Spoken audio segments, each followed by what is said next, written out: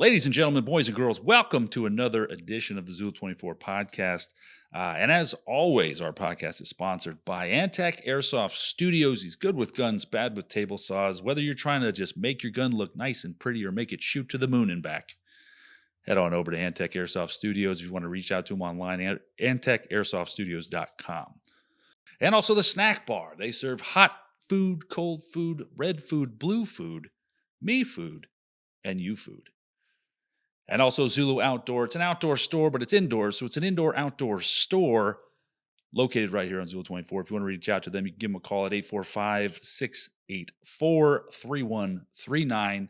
Whether you just need that last-minute item or you need to pick up an entire kit, they've got what you need. Head on over to ZuluOutdoor.com. And also Blue Mag Airsoft. You won't be blue when you shoot their BBs. They've got high-quality BBs, and they're trying to get them manufactured right here in the United States. For more information on that, head on over to BlueMagAirsoft.com.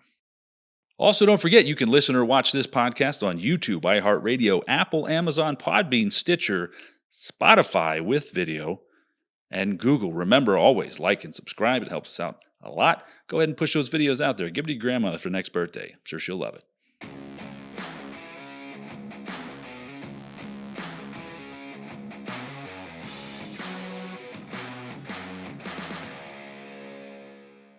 I understand green rooms now. Yeah. Like Isolate. Separate everybody. Isolate. Because these are conversations. Because you know what's going to happen? Jordan's going to be like, okay, we're rolling. And we're like, hey. Some dumb stuff. Hey, guys, how are you?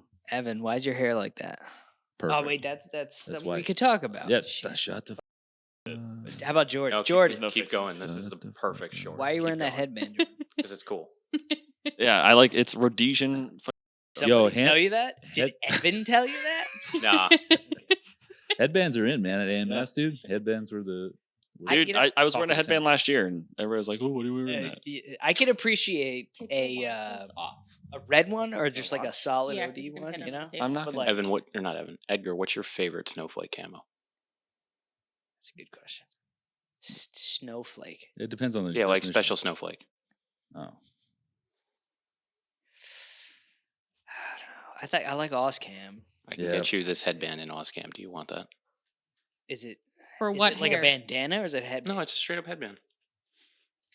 Is it also a It balaclava? absorbs sweat. Yeah, it's just- Oh. I can get them as Wow. balaclavas too. That would be fucking dope. I think I'd rather have a balaclava. You give me a balaclava? You want one? Oh yeah. All right. Yeah, we'll talk. Special stuff. UCB Delta.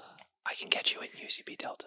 You guys also, are, you know you guys my are both favorite gross, part? and I hate you. I don't know my what best, that is. or not even my best. My favorite part of all this is when Dave said Jordan's just going to tell us we're recording. We've been recording for 2.5 minutes. God bless. I know. Yeah, no, that's how you do it. That's how he does it. Ladies and gentlemen, boys and girls from all around the room, welcome to another edition of the Zulu 24 podcast. Tonight we have a special guest. We have the power couple of Airsoft themselves, but no, he is not from the desert, and she does not ride unicorns. Ladies and gentlemen, we have Evan and Rebecca. Hey, yo. That was weird. Just Becca. It's okay, Rebecca. You'll get used to it. I call her Rebby sometimes. No, you don't. She Absolutely hates not. these nicknames. Beckers, That's Ooh. fine. I like that. the It's crun- Beckmaster. it's You said crunchy. that so creepily. I like that. I like that. Beckers. Beckers. It's like Come a- on over here, Beckers. It's a crunchy, salty snack. Beckers. Rebecca and Evan, welcome Thank you. to the show. For those who don't know, both Evan and Becca have currently work, and have worked as refs at Zulu 24. So I'm sure if you've played at the field, you've seen them around. Guys, first off, congratulations getting married Well, thank you. and Thanks. staying married. Like, good Yeah, luck with that. 3 years. 3 years going so far. You know, You're getting there. I have kept the receipt though. Yeah. I have kept the receipt. and My I've- mom said no backsies, Yeah. no refunds, no exchanges. Her, Actually. her mom legitimately said that to me, like at our wedding. No backsies, no refunds, no exchanges. I was like, damn it. She may have had her fingers crossed, though, so you never know. There's always a loophole. Find the right lawyer, you'll find the right loophole. So I got to ask. I'll ask you individually, right? Oh, and also Ed's here. Ed, Yeah. hey, That's where Ed's I'm at. back. What's I'm up? here. What's up, Ed? So let's do it. Evan, How did you get into airsoft? It's the ubiquitous question I have to ask everybody.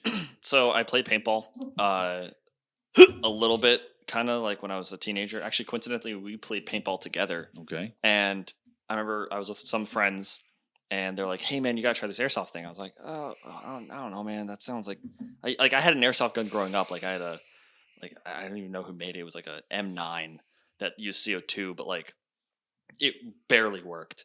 And that's what I knew about airsoft. I was like, oh, it's just janky, whatever. And I showed up to Champions one day. It was like 2016, and it was the paintball field that was with like right below Zulu 24. All right, that was Champions. Cousins. Cousins. Thank you. Yeah.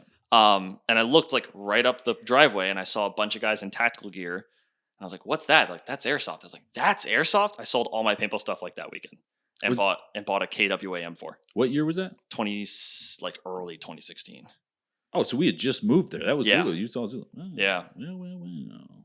And the addiction started then, and I've just been a downward spiral since. Yeah, the crippling debt creeps in. That's just the way it works. Oh yeah.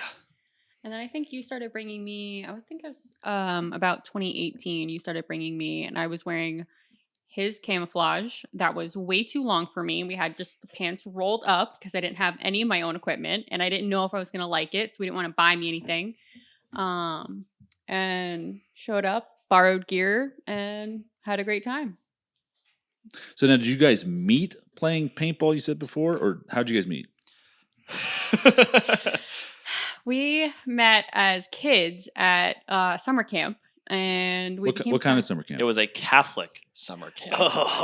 Oh, yeah. get into it. We met at a Catholic. It was called Camp Veritas, and it was Yep. put on by this guy Ryan Young. Still very good friends with him. He's honestly a great guy. Great dude. He was a PA with my dad, in the same practice, physician's assistant, and he was like, he knew we grew up Catholic. I grew up Catholic. She grew up Catholic. I went to Catholic school. She went to Catholic school, and I just went to Camp Veritas one year. I think I was like 14 or 15. You were And- 15. Yeah, I was 15. She was 14, and we just kind of met. We met like in the same circle, but didn't really get to know each other. But like I had a huge crush on her, and apparently she had a huge crush on me. And then like after the camp, it was like December later that year, we started talking, and then in March of 2011, we started dating. And The rest is history. like Yeah. 13 years later, or 12 years later, So you guys have literally known each other since you were 14. Yeah. yeah, That is wild. Yeah. and I was. You are statistically the anomaly. Yeah, we Yeah. are. Yeah, Do we- not take us as an example. Don't. It doesn't work like this Don't. anymore. At the camp, Do they- not do that. Yeah, they You actually will learn real fast. they actually used us as the example at the camp because my mom was a counselor and a bunch of people from my parish went, and they had a meeting with all of the counselors at the beginning of camp, and we were the example of what they didn't want to happen at camp. They didn't want 14-year-olds and 16-year-olds pairing off and starting dating. We were supposed to be there to be, doing what we were supposed to be doing. And the next year we actually went back. We were already dating. Yeah. And so obviously my mom was a counselor, and he knew the owner of owner. the camp. And so everybody knew that we were a couple, and they were keeping very close watch on us. Oh, I bet. It was Especially at not a fun. Christian camp. Yeah. Yeah. Where are Yeah. you guys going? Actually, no, it'd be like, where are you going, Evan? Yeah, Where are you going? a very prude Catholic summer camp, Yeah. but like, They were probably like, I mean, like we were coming around kids. with We a weren't getting flashlight. into any trouble anyway. Well, we'll get into that. oh no, Guess you weren't some fun kids, I guess. L7 squares over here. So after your Catholic school, no, it is. You can call it what it is. like where did life go for you guys? Like, were you guys together and then you had school or whatever and split up, or you guys stayed together the whole time, or how'd that work out? We've been together the whole time. We went to separate schools. I mean, we did have like tough parts, like when he was in training and stuff like that. He was afraid of a Dear John letter, so he attempted to push me away, and I straight up said no. That's not going to happen, and I kind of won. No, well, and then like, what do you want to get into it? Because like No. a month into tech school, you called me and you were like, "Hey, we're gonna break up." I was like, "I fucking told you so," and she everything kept like clicked immediately. She was like, "Oh shit," and then like it took like it took like about 6 months to 7 months for us to like really work things out and like really get back together. But like since then, we've been stronger than ever. But like a weird thing, like going a little bit further back, like when I was in high school, I was a junior and she was a freshman, but in a totally different high school. Not just like in the same area. She was on the other side of the river. So like I was literally that kid was like, no, you don't know my girlfriend. She goes to a different school. But like it was actually like I was like, no, I swear she exists. Prom was essentially him being like, I told you, she's real. She's a real person. I promise. Evan just walks you around the whole place like, see? Yeah, all 782 kids that were in my Good class because Lord. I went to a school of 4,000 kids. I went to Arlington. Wow. cow. Yeah, I think my graduating class was 200. yeah. Mine was Oh, like no. 120. Yeah. What river were you on the other side of where he had 2,000? You had, what'd you say? Like 120. 120. I went to Marlboro. It's a small farm town, so there's really not I know a lot Marlboro. of people. You know who else is from Marlboro? Say Snooki. it. Snooki. Oh shit. Snooki is from Marlboro. Yeah. So she was actually in my stepbrother's class, my older stepbrother's Get wrecked. Really? class. Yes, Yeah. swear to God. She was just as, what Adam says pretty much is like she was like just as insufferable back then. She's grown up a lot now. Like I heard she's actually an okay person now, like a good person, like a good mom. Probably not the case. but Yeah, but whatever. She's the apex of society. Snooki wants not smush what I- smush. It's not what I brag about for sure. I would. Are you kidding me? Who's your famous alumni? Well, to start off, Snooki. She did not go to Poughkeepsie, despite Nope, what she claims. she did not. She went to It- Marlboro. It was just the closest, biggest city. She Exactly. didn't want to say Newburgh. Yeah. Yeah, like nobody knows about Marlboro, and if they do, they're like, "Oh, you mean the cigarettes?" Yep. That's where Snooki Yep, came that's from. where she- Yep. Snooki came from secondhand smoke. that's where she Materialized as a person. Tobacco plantations. We're gonna get that's where canceled she- for making fun of Snooki right now. Who I don't cares? think she doesn't know we exist, bro. She's not one of the 400 that watch this. I actually heard that she's in a couple of different businesses and she's just raking in cash. Oh yeah, She I've hasn't heard that as done well. anything good for her. for though, like, years. She whatever, just get your brings in bag. mon- sis. It's like She's done well for herself. kind of the dream. It's just like, oh, I did a thing, now I got a ton of money, and it just kind of makes me more money. Yeah, she's You done know. really well for herself. But that's More power to her. Why are we talking about Snooki right now? I don't know. You You brought it up. brought it You up. did this. 100%. So I guess getting back to it. So yeah. So I went to basic training in 2014, in June of 2014. Got home because like my school was super long. It was like a year. I got home in May of 2015. And then we were still dating. I went to college, but I went to college local. Yeah. Wait. You guys are fast forwarding here. There's one question I'd like. Oh no, There's one question. I know where I'd this like is going. to ask you guys before you get into your military careers and your college stuff. If my Oh, boy. parents or my family listen to this, just like Yeah. mute it. You right have to. I don't know what this means, right? So it's just a term, and I'm going to throw it out here. Don't you dare. I'm No. just gonna throw it out Don't you here. dare. Can I ask a question first? What is soaking? All right, can I explain this, please? Becca, don't you do this to me. I didn't do it. He did. All right, Don't so you do? soaking is this. How much time are we at right now? Just so I know, like we can actually. Like, Yeah, read you it. can go. You're fine. I Okay, don't know cool. if I want you to explain this. No, I can explain it really well. So, soaking is the mental gymnastics that Christian kids and couples that will throw themselves through so that they can think in the eyes of God they're not sinning and not actually having sex. So it's pretty much when you. Do you want me to use like real legitimate No. terms? Get after it. Son. Awesome. It's when you actually penetrate your girlfriend, like you are inside of her, and you just kind of sit there and you just let it quote unquote soak. All right. And there's no friction, no movement, no humping. It's the mental gymnastics that young Christian kids play. And then when you realize, wow, that's fucking stupid. God really doesn't give a shit about what we do. Oof. Then you're like, all right, let's just actually fuck at this point. Whatever. Like, actually, it's really funny. This is kind of ironic. My mom got us a sign to put above our bed, and it's still there to this day. It says "No longer living in sin." She got that for us for our She wedding. got that for us for our wedding. So wait, real quick. There's also a second term Can called we- jump humping, Oh. where you have a friend jump on the bed for you. I'm I'm- not saying that happened to us. It did not. And it didn't. But it happens in Mormon schools across the country right now. Bro, you imagine Oh. that conversation. You're like, hey, man, can you do me a solid? Like, my girls come over tonight. Can you jump on the bed for me? Like, and then what's that guy's point of view? Dave, I'm It's not just kidding. Awful. Look at me. It's more often the girl asks her girlfriends to do it. Interesting. I've believe actually I fall through like weird rabbit holes all the Yeah. time, and I'll sit there and read about stuff until like 2 a.m. when she's asleep next to me. And I'm just like doom scrolling through my phone, and I like went down this rabbit hole about soaking and jump humping, and I'm like, oh my god! And it's like Mormon Christian kids or like Christian college kids do that all the time, all the time. You send your kids to a Christian college, and you think, oh no, they're not going to get soaking and jump humping. Yeah. They That is soaking I and believe jump it. I humping. believe it. Oh, yeah. Because like I feel like you talk to a hormonal teenage boy, right? And then they're soaking, then they just think like, how bad is hell? You know? How bad is it? If Earth Really? is this good. Because this feels right.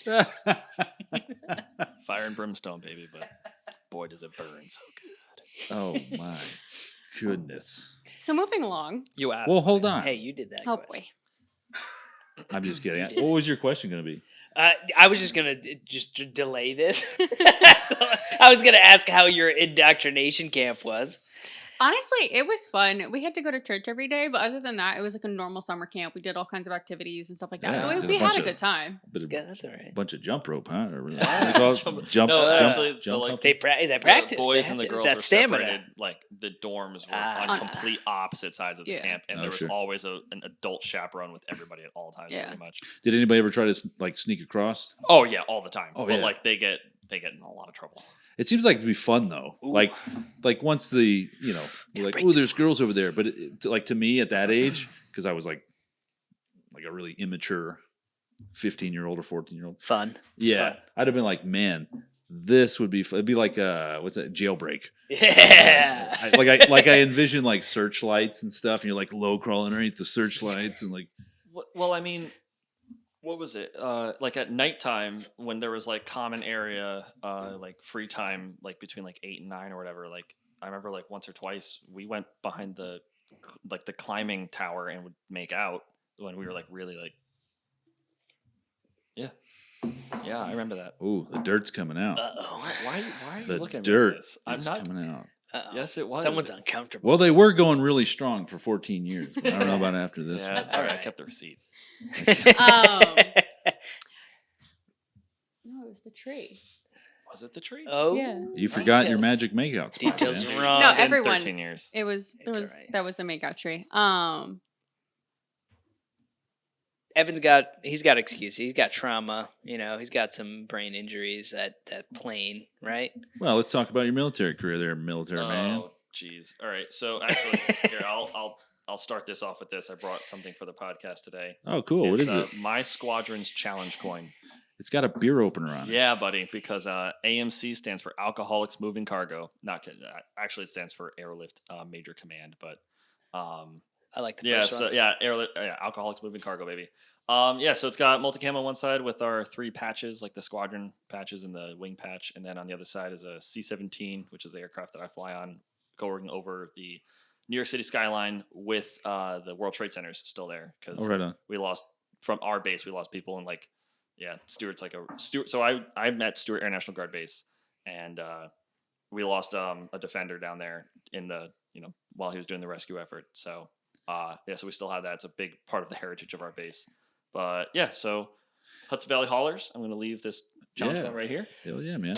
Boom, our contribution. So all right, so military career. All right, real quick, just for those listening, right? Yep. You're based out of Stewart International, which is like a mile as the crow flies from Zulu. So if you're ever playing at Zulu and looking up in the air and you see that big old fat airplane, It might be me, That would be him. that would Yeah. be him. Yeah. And So- you're a crew chief, right? Loadmaster. Loadmaster, sorry. So yeah, so crew chiefs turn wrenches. I break stuff that make them turn wrenches. Okay. So, okay. so I joined in. I enlisted in 2013. Went to basic in 2014. Got back in 2015. And I've been flying ever since. So I've been flying for pretty much straight for almost 8 years. My job pretty much entails is like on the C-17, I'm in charge of all supervision of all loading and offloading of cargo, as well as monitoring in-flight systems and whatever. What does that really mean? So when a tank comes on, I'm the guy that tells them where to put it, and I basically tell the plane the weight and balance of itself, and I put it into a computer, and then it tells the plane how to fly, and it helps the pilots actually fly the plane. Because if it's off, we'll either go right off the end of the runway or, take off and just I'm sure everybody's seen the video of the 747 crashing at Bagram, right? No. All right, Google it. It is a insane video, and they show it to all of us in basic load school. It's pretty much basically there was an Atlas Air 747 taking off out of Bagram in 2011 or 2012, I think. And pretty much there is loaded with a bunch of broken MRAPs, and they tied them all down with straps. MRAPs are like 25 to 30,000 pounds, and the straps are weighted for 5,000 pounds. Oh, good. Yeah, exactly. This is what happens when you have a civilian, who's not trained in this. Basically, it's somebody driving, it's a dash cam. You see a 747 take off the runway, and it hovers in midair.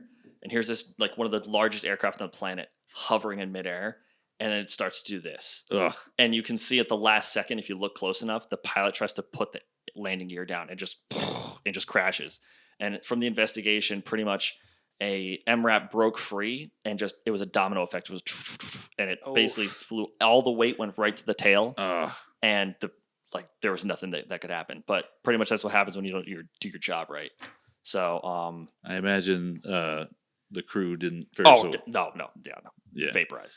But yeah, so they showed us that in load school. They're like, this is what happens to you if you don't do your job correctly. So we're like, oh, okay. And you're on the plane too, so it's like, yeah, it's like I'm not the guy to just tie stuff down and says, all right, guys, have a safe flight. No, I fly on that thing. So yes. I make sure that because it's my life on the line, it's their life on the line. Also, if we have passengers too. So but in short, really, I get paid to fly around the world and drink for a living, and it's pretty great. So just make sure everything's tied down. You got all the numbers right, and then once the plane takes off, you're just like, I'm just hanging so out. Seriously, we have a saying. It's called "wheels up, heels up." There you go. The second those wheels come off the ground, I break out and we hit we could do I have to take off climb checks to check stuff, and then once the pilot's like, all right, man, we're at cruise. I'm like, all right, cool, see ya. And I hit isolation, and I isolate the whole cargo box to myself, and I just plug my phone into my headset and just sit there and watch Netflix or he's dancing around whatever. like Tom Cruise. And Don't lie, you're watching anime. I watch a ton of anime. Come on, I'm a huge weeb. We all know this. He's converted me. Oh yeah, 100%. Or ruined me, however you want to look at it. Both. But yeah, no. So I've done that, and at first it was kind of weird on our relationship because it was flying around the world in different time zones. It's something that you really have to get used to, and I'm sure you being from a military background, going on deployment, especially when you went, you old dinosaur in 2004, 5, and 6. Because my dad deployed in 2005 as well, and it was weird. I could send him an email maybe once a week. Oh yeah, there was not. I don't know how the access was after that, right? Because I got out, but there was a thing called an MWR on the FOBs when they finally built the FOBs, right? And it was there were lines out the door because all the pogues on base, I think we called them fobbits back then. All the pogues on base would stand in line. We'd come back in every once in a while, and then try to go use the internet. You had to use calling cards. It was ridiculous. The whole system was ridiculous. Meanwhile, now I can send my wife a Snapchat. Well, not anymore because we left that place. But when I was in Bagram, I would send her a Snapchat. Be like, haha, the Sea Whiz is going off. And it's a boom in the background. Super fun messages to get to. Yeah, right. But yeah, no. So flying a lot. So pretty much, my stomping ground was mostly Europe and Ramstein, Germany. I spent a lot of time there. It's a huge base for us over there. So, so we get these things called crew rests, and we'll you get 36 hours off at a time, and you get time to go to the bar, explore a little bit. It's fun. And then of course we do go down range to Iraq, back in the day, Afghanistan, Kuwait, Qatar, Saudi Arabia. Those the normal boring trips. But then there's also some really good deal stuff, like going to Scotland, going to Hawaii and like being paid to stay in the outrigger in Waikiki and drink Mai Tais all day. Man, it's Hawaii's dope. Dude, it's the hardest job in the world, but somebody's got to do it. I always found so it kind jealous. I always found it kind of funny, like when we do the Zulu ref schedule or something. You're like, oh, I can't. I'm going to Afghanistan for that weekend, and then the next time it's like, oh, I'm going to Ireland or Scotland or that weekend. It's like every other weekend. You're just like, yeah, I got to go to the UAE for like 3 days or Africa or whatever. like And just hang out. Yeah, it's a fun job, and I had a lot of fun when I was younger. But like now I'm getting older, and I know I'm only 28. I'm gonna be 29 this year, but it's like I just spent the past like 2 months, basically April and May, flying a ton. It's like these special orders that we go on. It's like a weird deployment for us. It's not really a deployment, but it's what we have as a deployment. Yeah. And where you just get tasked to fly whatever comes down. So like I flew a bunch of presidential stuff. Yeah. So I moved a lot of Secret Service stuff around. That was cool, but like, man, it's just starting to get to me. I'm like, man, just like the constant like up and go. It's like, yeah, it sounds fun, but it's fun for like a young person. It's great because like you're up for like 26 hours. You go upstairs to your room, you shower, you take a dump, and then you go right back downstairs, and then you're out partying, drinking until 3 a.m. Go back, and you have to fly an aircraft, down to the desert the next day, and you're like, yeah, this is great. I'm 28 now, and I get back. I'm like, guys, I'm gonna go to bed. I'm not going. I'll have one beer in the lobby, but I'm going to bed. Yeah, that's like in the military, time is skewed, and so is age, right? So 28 to like civilians that's a young man, but in the military, 28 might as well be 58. Oh yeah. So. Oh yeah. Yeah. I say I'm 29 going on 40. Yeah. So let's talk about Becca a little bit. Sorry. You're fine. You're fine. So what did you do after indoctrination camp? So I started college. I really didn't know what I wanted to do. So I started college kind of just bumming around, taking a bunch of courses. I ended up picking chemistry. So actually when I finished college, well, I had all kinds of random odd jobs throughout college.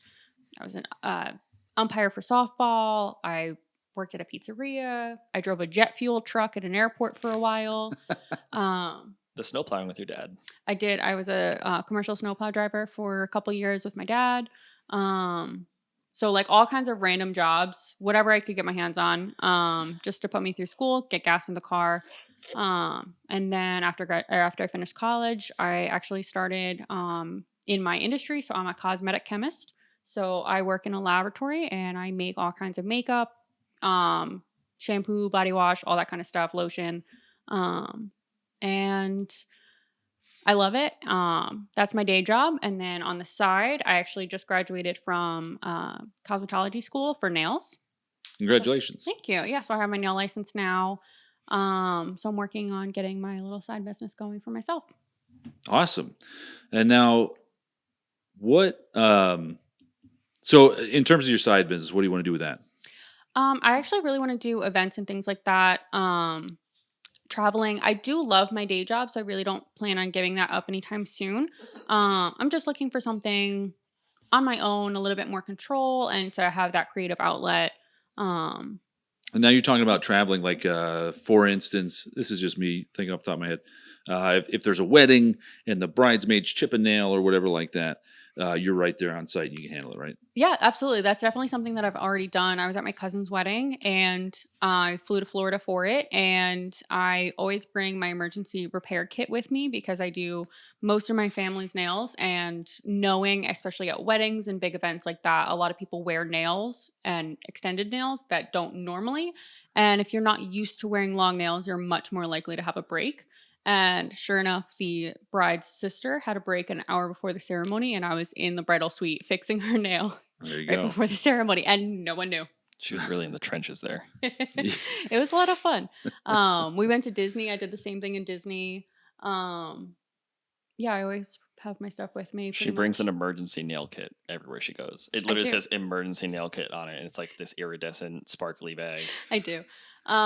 It's definitely my passion. It's actually kind of how I got into the cosmetic industry, because I wanted to be involved with that. And then once I got into the industry, I learned that there's a lot more to it than you realize. And nail polish is more difficult to produce, just because it's considered a flammable substance, whereas like lipstick is not flammable. So the regulations and the production requirements are a lot different. Sure. And now you said you work in a lab, right? Yeah. And just for everybody at home, because they might be thinking this, right? Like you don't test on monkeys. Like you don't have like monkeys in the back. You're just like, come here, boo boo, let's try out this lipstick. Or whatever. No, Yeah. absolutely. I've worked at 2 different companies, and I work for a contract manufacturer. So we manufacture for a ton of brands, and neither lab has ever had any animals or anything like that. Actually, I am the test animal in my arm here. I am so pale. Anytime we're doing a color or anything like that needs to be matched, I am the guinea pig because my arm is like a white piece of paper. So you'll see me all the time. I just have stains all over my arm, like testing lipsticks and stuff all the time. Everybody stopped asking now. Like, it's not a bruise. It's not a weird reaction. It's just stains. So she came home one time with with like this test eyeshadow or whatever, and it was green. Oh, eyeliner. Or eyeliner, excuse me. It lasted for 2 weeks. Yeah, it didn't come off. It was really good. I cannot say who it was for or anything like that because I have NDAs signed. So But professional. yeah, Oh. well, my job it's important, and I know it doesn't seem it to most guys probably, but our clients require us to have Yeah, this so confidentiality. Exactly, for everybody's formulas and whatnot. I imagine there's a lot of that going on, like Yeah. a little secrecy between. And now, did you experience it in your lab where it was like competing companies coming to you guys to get their formulas right, or was it always just the same company? And if you say the name of the company, we won't tell anybody. I cannot do that, but I've worked for a ton of different companies, all across the board. Bigger companies, more indie companies, very well-known companies. It really depends, and just because I've worked with them doesn't necessarily mean we're their sole manufacturer. There's a lot of manufacturers out there. Yeah. But yeah, I've worked with a ton of different companies.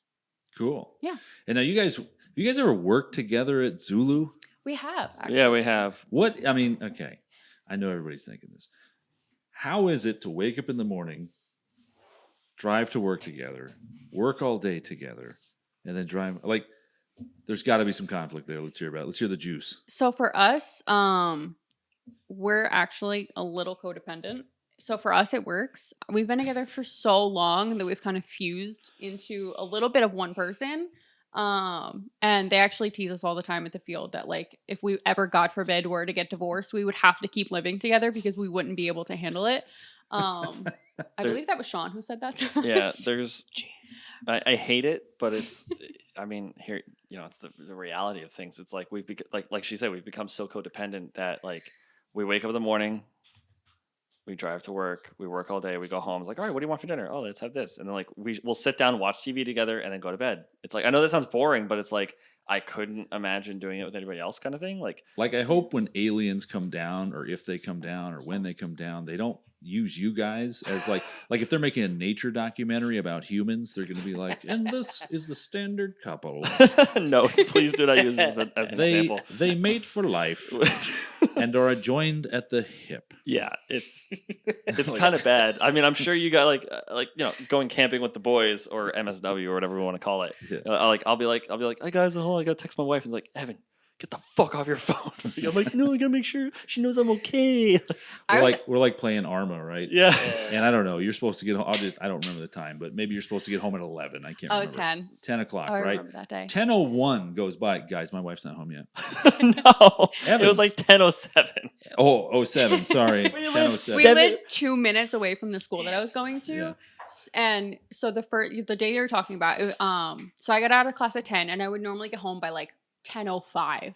And I had never stayed late before, but it was like far long enough in the course that I had like started making friends, and we had stayed after one day, and we were just chatting, and my phone was dead. And so I didn't text him that I was going to be late because my phone was dead. And I didn't realize what time it was. We're chitty chatting, and it was about 11 o'clock. Somebody had said like, oh, I should probably get home. And I was like, oh, what time is it? And she was like, oh, it's like 11. I was like, I'm surprised my husband has not shown up here guns blazing looking for me, worried that I had been taken by who God knows what in Newburgh. So caveat, we live in New Burgistan. which is like Yeah. one of the crime capitals of America. It still is. I think it's like number 5 or 6. It Good just for got you. back on the list. It's Yeah, top good for 5 us. in New York. God bless. Yeah. New York, So, yeah. It's rough. yeah, it's rough was a out there, little dude. worried. Top 10, baby. Yeah. So, like, dude, seriously, like Newburgh, what was it? 10 years ago, it was the Newburgh 5 and the Newburgh 7. They almost bought an RPG to shoot down a C5. That makes sense. Yeah, it was. Yeah. So, anyways, He was a little worried. so I'm playing Arma. It's like 10:07. I'm like, oh, Beck's not home yet. And then like 10:14, I'm like, guys, my wife's not home yet. They're like, so let's go raid this outpost. I'm like, okay. And so like, we're playing. I'm like 10:30. I'm like, I have to go get my wife. Yeah. I have to get my wife right now. Guys, I'll be back. I threw my headset off. No, you called my mom first, actually. Yeah. So I called her mom. She hadn't heard from her. And so then I was like, guys, I have to go. And so I take my headset off, and I put my shoes on. I grab because I have a concealed carry permit. Grab a gun and put it in my waistband, and I'm walking out the door, and here's her truck pulling in, and I'm like, I was so angry. He was so mad. So angry. I was so angry. I He was like, I feel like a fool. Like I was like, man, should I give it like a minute before I get back on? No, I'm gonna get right back on the headset. I'm like, guys, my wife's home. I'm fine. They just relented. They're like, Yeah. I had like just pulled in, and he just like threw his arms up, and I could see the anger on his face. I like hop out of the truck, get my kit, and was like, I'm so sorry. My phone was dead. We were chatting. Once I realized what time it was, I came home, and he straight up sent me to bed. Like I almost like I was a child who was grounded. He was like, I understand, but I need to calm down. So just go upstairs and just let me calm down so I don't take this out on you, because I was very scared. And I was like, okay. I go upstairs and I'm texting my friends like, hey, I'm good. LOL. I literally caught him in the driveway on his way to come look for me because I knew it. And they were the ones who like told me, they're like, oh my God, you straight up got sent to bed like a teenager. And I was like, I did. And then Evan murdered so many AI in Arma. dude, He that just game, took him to town. dude, that game has me by the balls. I love Arma. Oh my God. And now it's like, now that she's out of school, like that's why I was able to play so much and so late, because like she was in school. Now that she's out of school, now she's gonna want to hang out with me and spend time with me. So it's Oh, the horror. I know. It's like Oh, now I can't play no. video games with the boys anymore. You still can. That's what they always say. That's a bait. That's It trap. is. It's That's bait. It's trap. That's It's trap. That's It's a honey trap, really. You have been for years. I don't know what you're talking about. License slander. So Evan, you also have a day job, right? Because you're in the reserve. Yeah. So I was active for like 8 years, and then the Fall of Kabul happened, and that was a good old time. Hashtag Kabul kayaking. Ripping my shirt right now. I got back from that, and they were pretty much like, all right, guys, thanks for playing. Don't pass go. Don't collect $200. You're now a traditional guardsman again. And I was like, oh, I was a sugar mama for a bit. shit. Yeah, she was a sugar mama for like maybe 2-3 months. And then like I worked an odd job at an airport, like fueling Actually, the one that I airplanes. worked at in Yeah, the one that college. she worked at, coincidentally, because my best friend is the manager there. Excuse me. So And, you said it real fast and kind of like fleetingly. yeah. The Fall of Kabul, Yeah. the capital of Afghanistan. yeah. Do we The- want to get into that? The Yeah. Let's go. entire Yeah, country. That's a great story. You Part saw of the- everybody part of your saw the pictures, everybody saw the videos, everybody saw that it was our Vietnam. Yeah. It was our pullout of all of that crap, and you were there. Yeah. All right. So real quick. So my day job is I work for IBM now. Anyways, we'll get back to that later. But yeah. So all right. So at the time I was on orders, and like the 3 other trips that I had done before that were just like easy stuff, dude. It was like I went to Hawaii for one. I did like a Djibouti mission. It was easy. And then so basically it was August 12th of 2021. And our mission originally we were supposed to go and party in Bogota with the DEA in Colombia and do stuff for them and like hang out for like 4 days and then come home. It was going to be great. I was like, I've never been to South America before. This is going to be awesome. And the night before, so it was Thursday, August 12th, the night before, they're like, hey guys, JK, you're not going to Bogota anymore. You're heading east and we can't tell you where. Pack your shit, be ready to leave in 12 hours, which is like, does not happen for us, for a guard unit. It just doesn't happen. What was it? So we were like, okay. So in the group chat with the rest of my guys, like with my crew. So it was a crew of, crew of 7. So it was Captain, he was the aircraft commander. I'd follow that guy into hell itself. Captain, and then Lieutenant Colonel. Those are the 3 pilots. And then it was Tech Sergeant and Staff Sergeant. Oh my God. Really good guy. Myself, and then Tech Sergeant. He was our flying crew chief. So he's the guy who like fixes our plane on the road if it's broken. So we're on the group chat. We're like, guys, like, what the hell's going on? And Geo found it originally. He's like, hey guys, I think something's going on in Afghanistan. We're like, huh, weird. I thought that place was fine. I thought we were pulling out because like I was in Bagram, like a couple months prior, and it was totally normal. We were like, yeah, we're just gonna be pulling out soon, really easy. Like, all right, yeah, whatever. And then so we get to the base next day. They're like, yeah, we have no idea what's going on.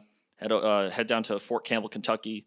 Get the 160th SOAR, which is like Special Operations Aviation Regiment. They fly like super spooky Seeker Squirrel helicopters. Pick up a Chinook, which was awesome. Chinooks are huge, and we can fit one of them inside of our jet. But it's like completely broken down, and that takes about 3 hours to upload. Keep that in your head. So, and it's like, so when you offload it, it takes 13 hours to rebuild it completely to flying status.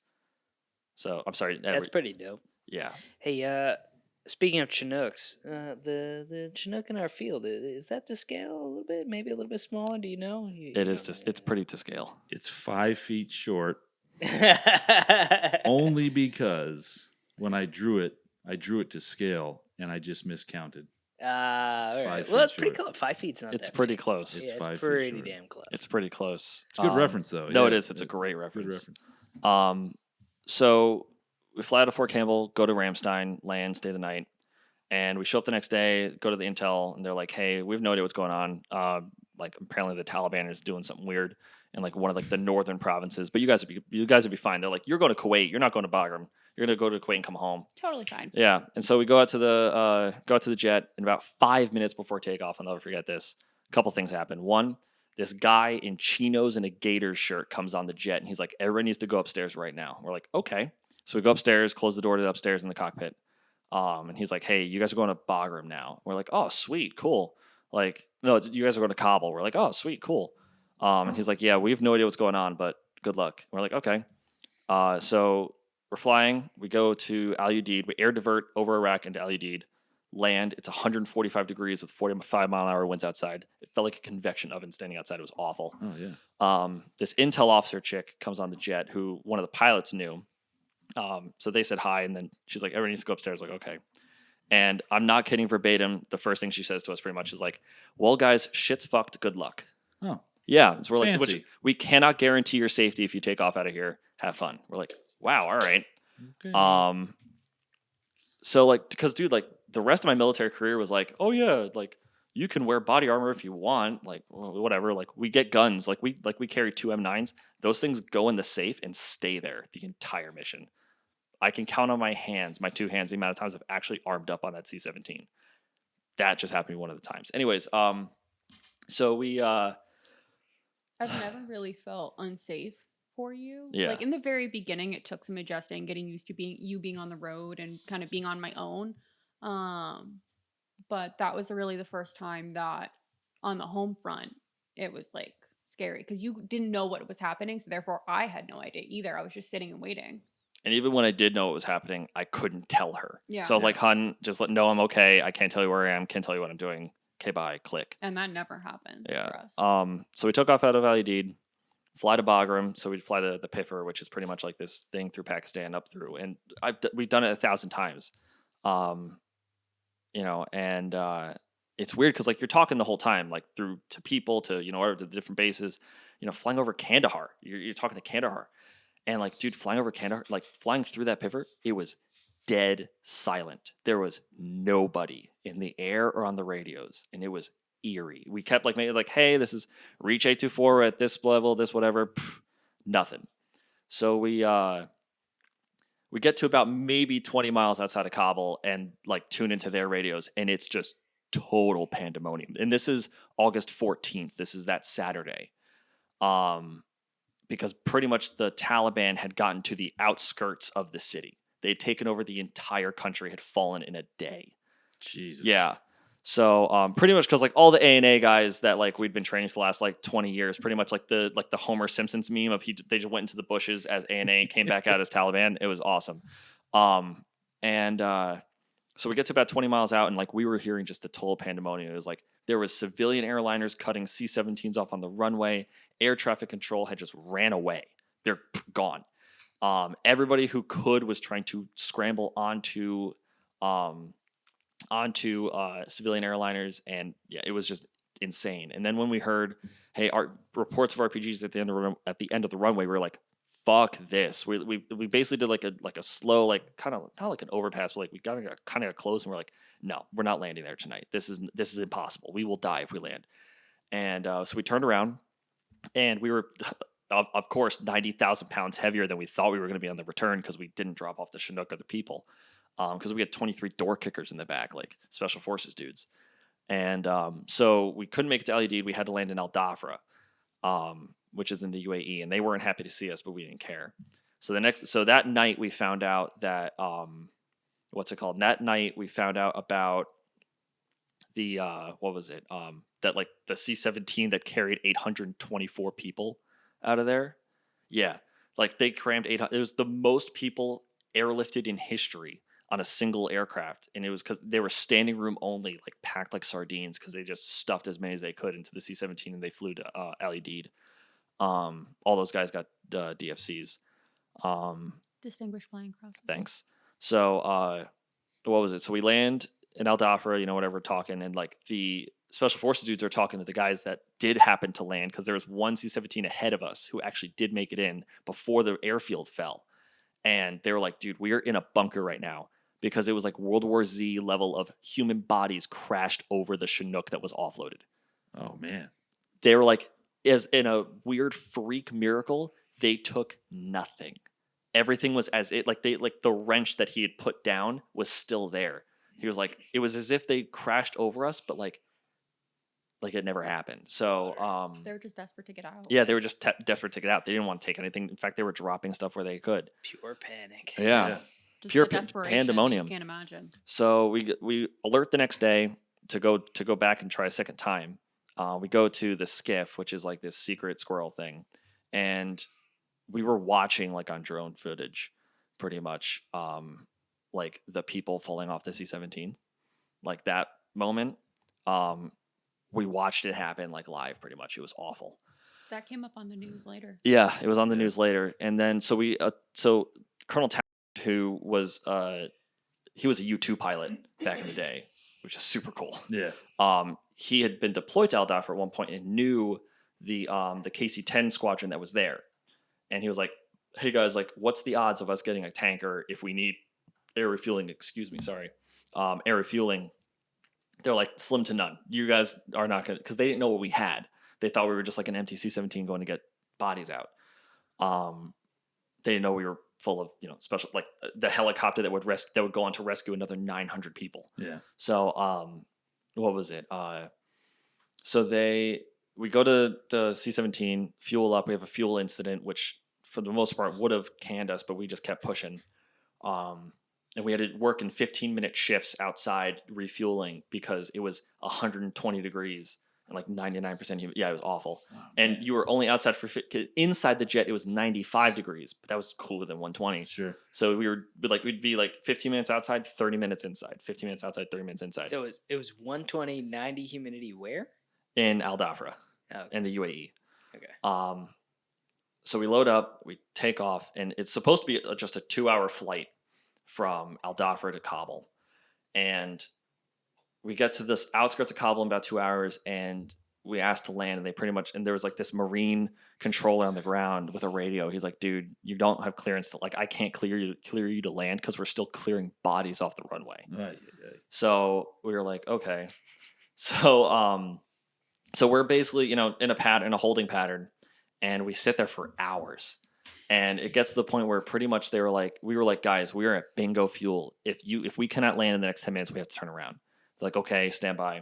We give them 15, and they come back. It's like, sorry, reach 824, return to base. And we were like, damn, like we were just so let down. And so we're crossing over, and the two of the loadmasters were kind of like asleep at that point. They were just kind of racking out for a little bit, and then so it was just me and two pilots on radios, and I was kind of listening through. And out of the darkness over Pakistan, we hear, "Reach 824. This is Mojo 89. Is anybody out there?" And I click on. I'm like, "This is Reach 824. Go Mojo 89." It's like, "Hey, heard you guys need some gas." And we're like, "What?" And then the pilots click on. They're like, "Oh my god, what?"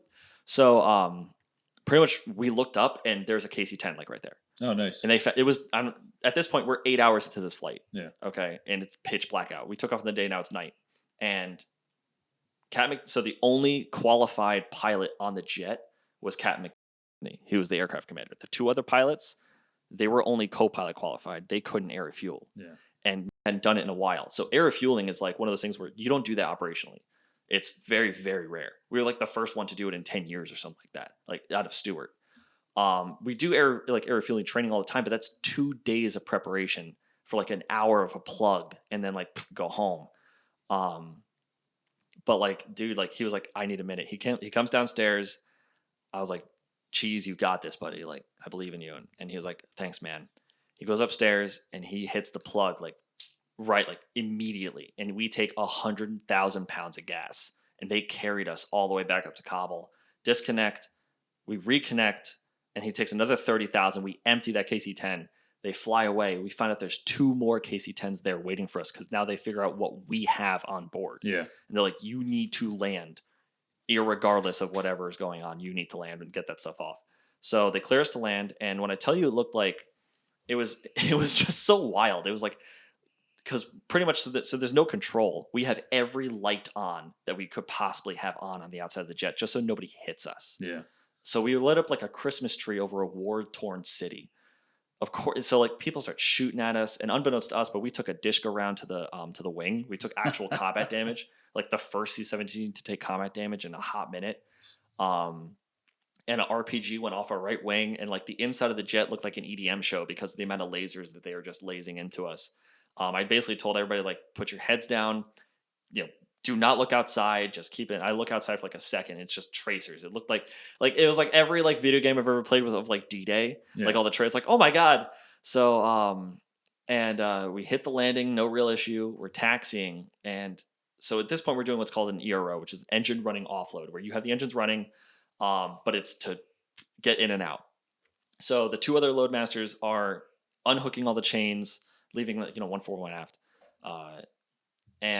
You missed the part where you came face to face with the Taliban. I'm getting there. Jesus.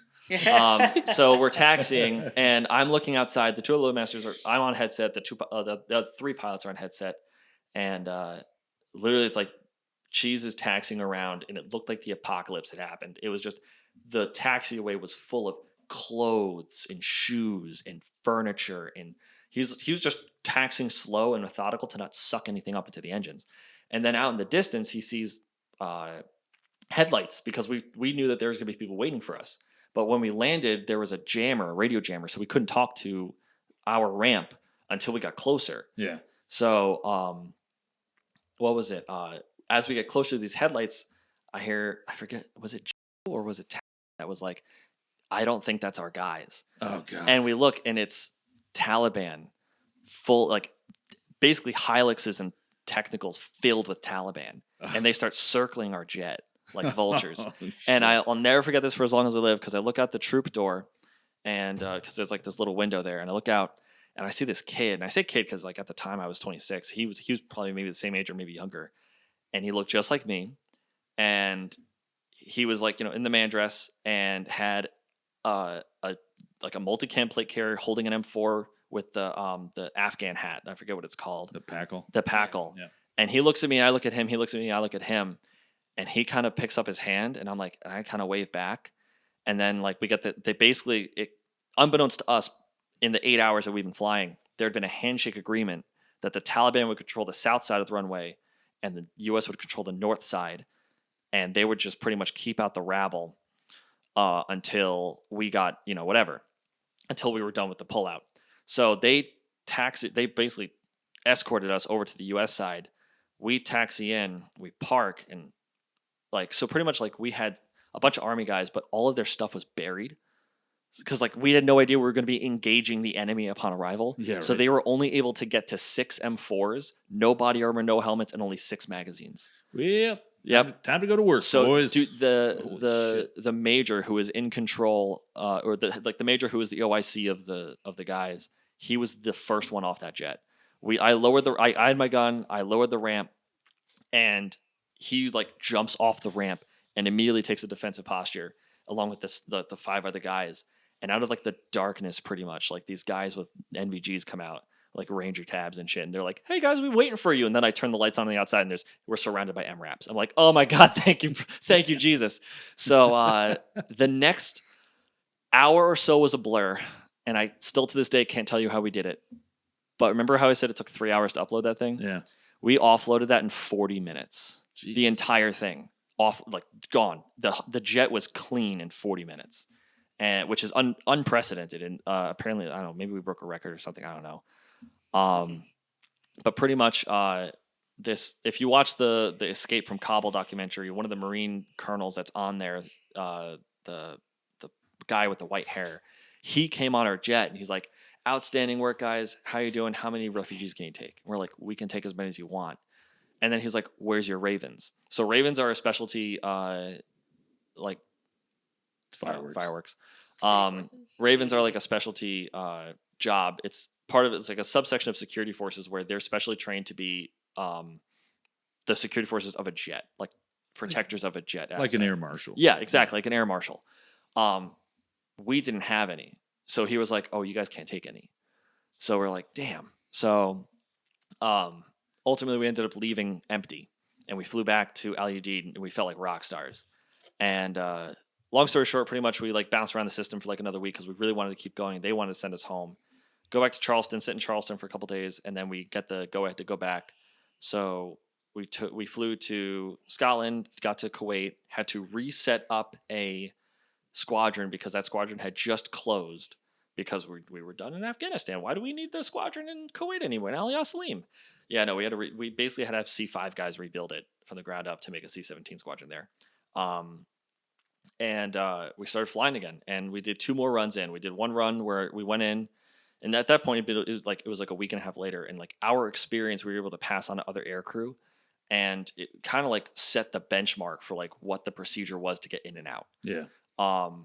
And so we went in one more time, the second time, got refugees. We took 348, and a lot of women, a lot of kids. The youngest person on our jet was 14 days old. Ugh. So, yeah, so we took them out. Jeez. At Yeah. least you didn't have to One, deliver like- a baby like a lot of the crews Yeah. did. So a like, couple days when you landed initially. yeah. So I mean, dude, it was wild because like, so they started putting Navy corpsmen on C-17s because too many women had given birth on C-17s, and like, could you imagine like Johnny Airman, like 18-year-old like loadmaster fresh out of load school, like, how do I do this? So like, You just catch. You yeah, just catch. Yeah. So it's like some like the pasty face guy like me, like, golly gee, like how do I clip the umbilical? Yeah. So so they put Navy corpsmen on board Figure to it help with out. that. Huh? Just figure it out. Yeah, you'll figure it out.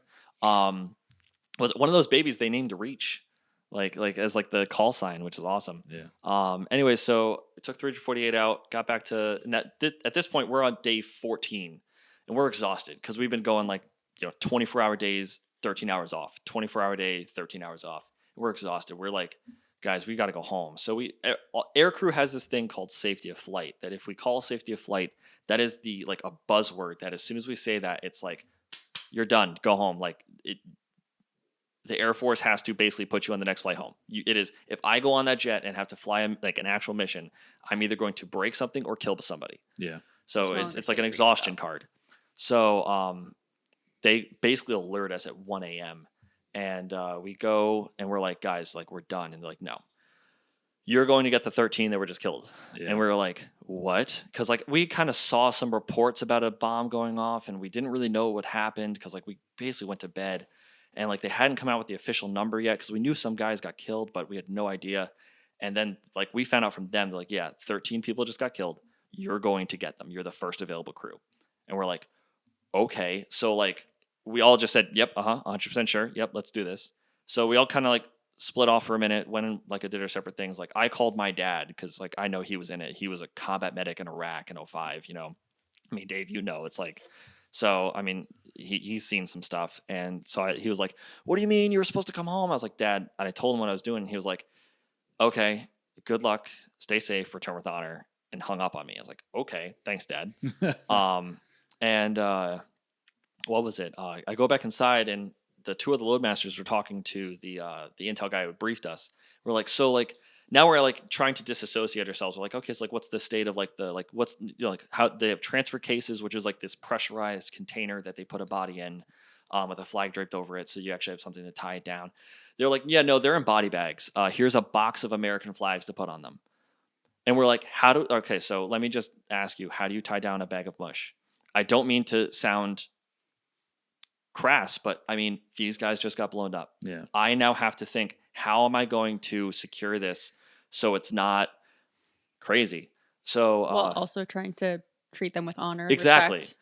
You know, like how do I treat them with honor and respect? How do I not let the flag touch the ground, the whole 9 yards? So, so we start like brainstorming, like how are we going to do this? So we get to the jet. These two Ravens come on board, and these guys look haggard, and we find out why. It's because they'd been flying for 24 hours straight. Yeah. Like had not had it. Like they just flew 3 missions in and out, and had not had a chance to even rest yet. And when I mean like we had a relatively easy refugee load. Like we landed in Kuwait, offloaded all 348 refugees within 10 minutes of landing.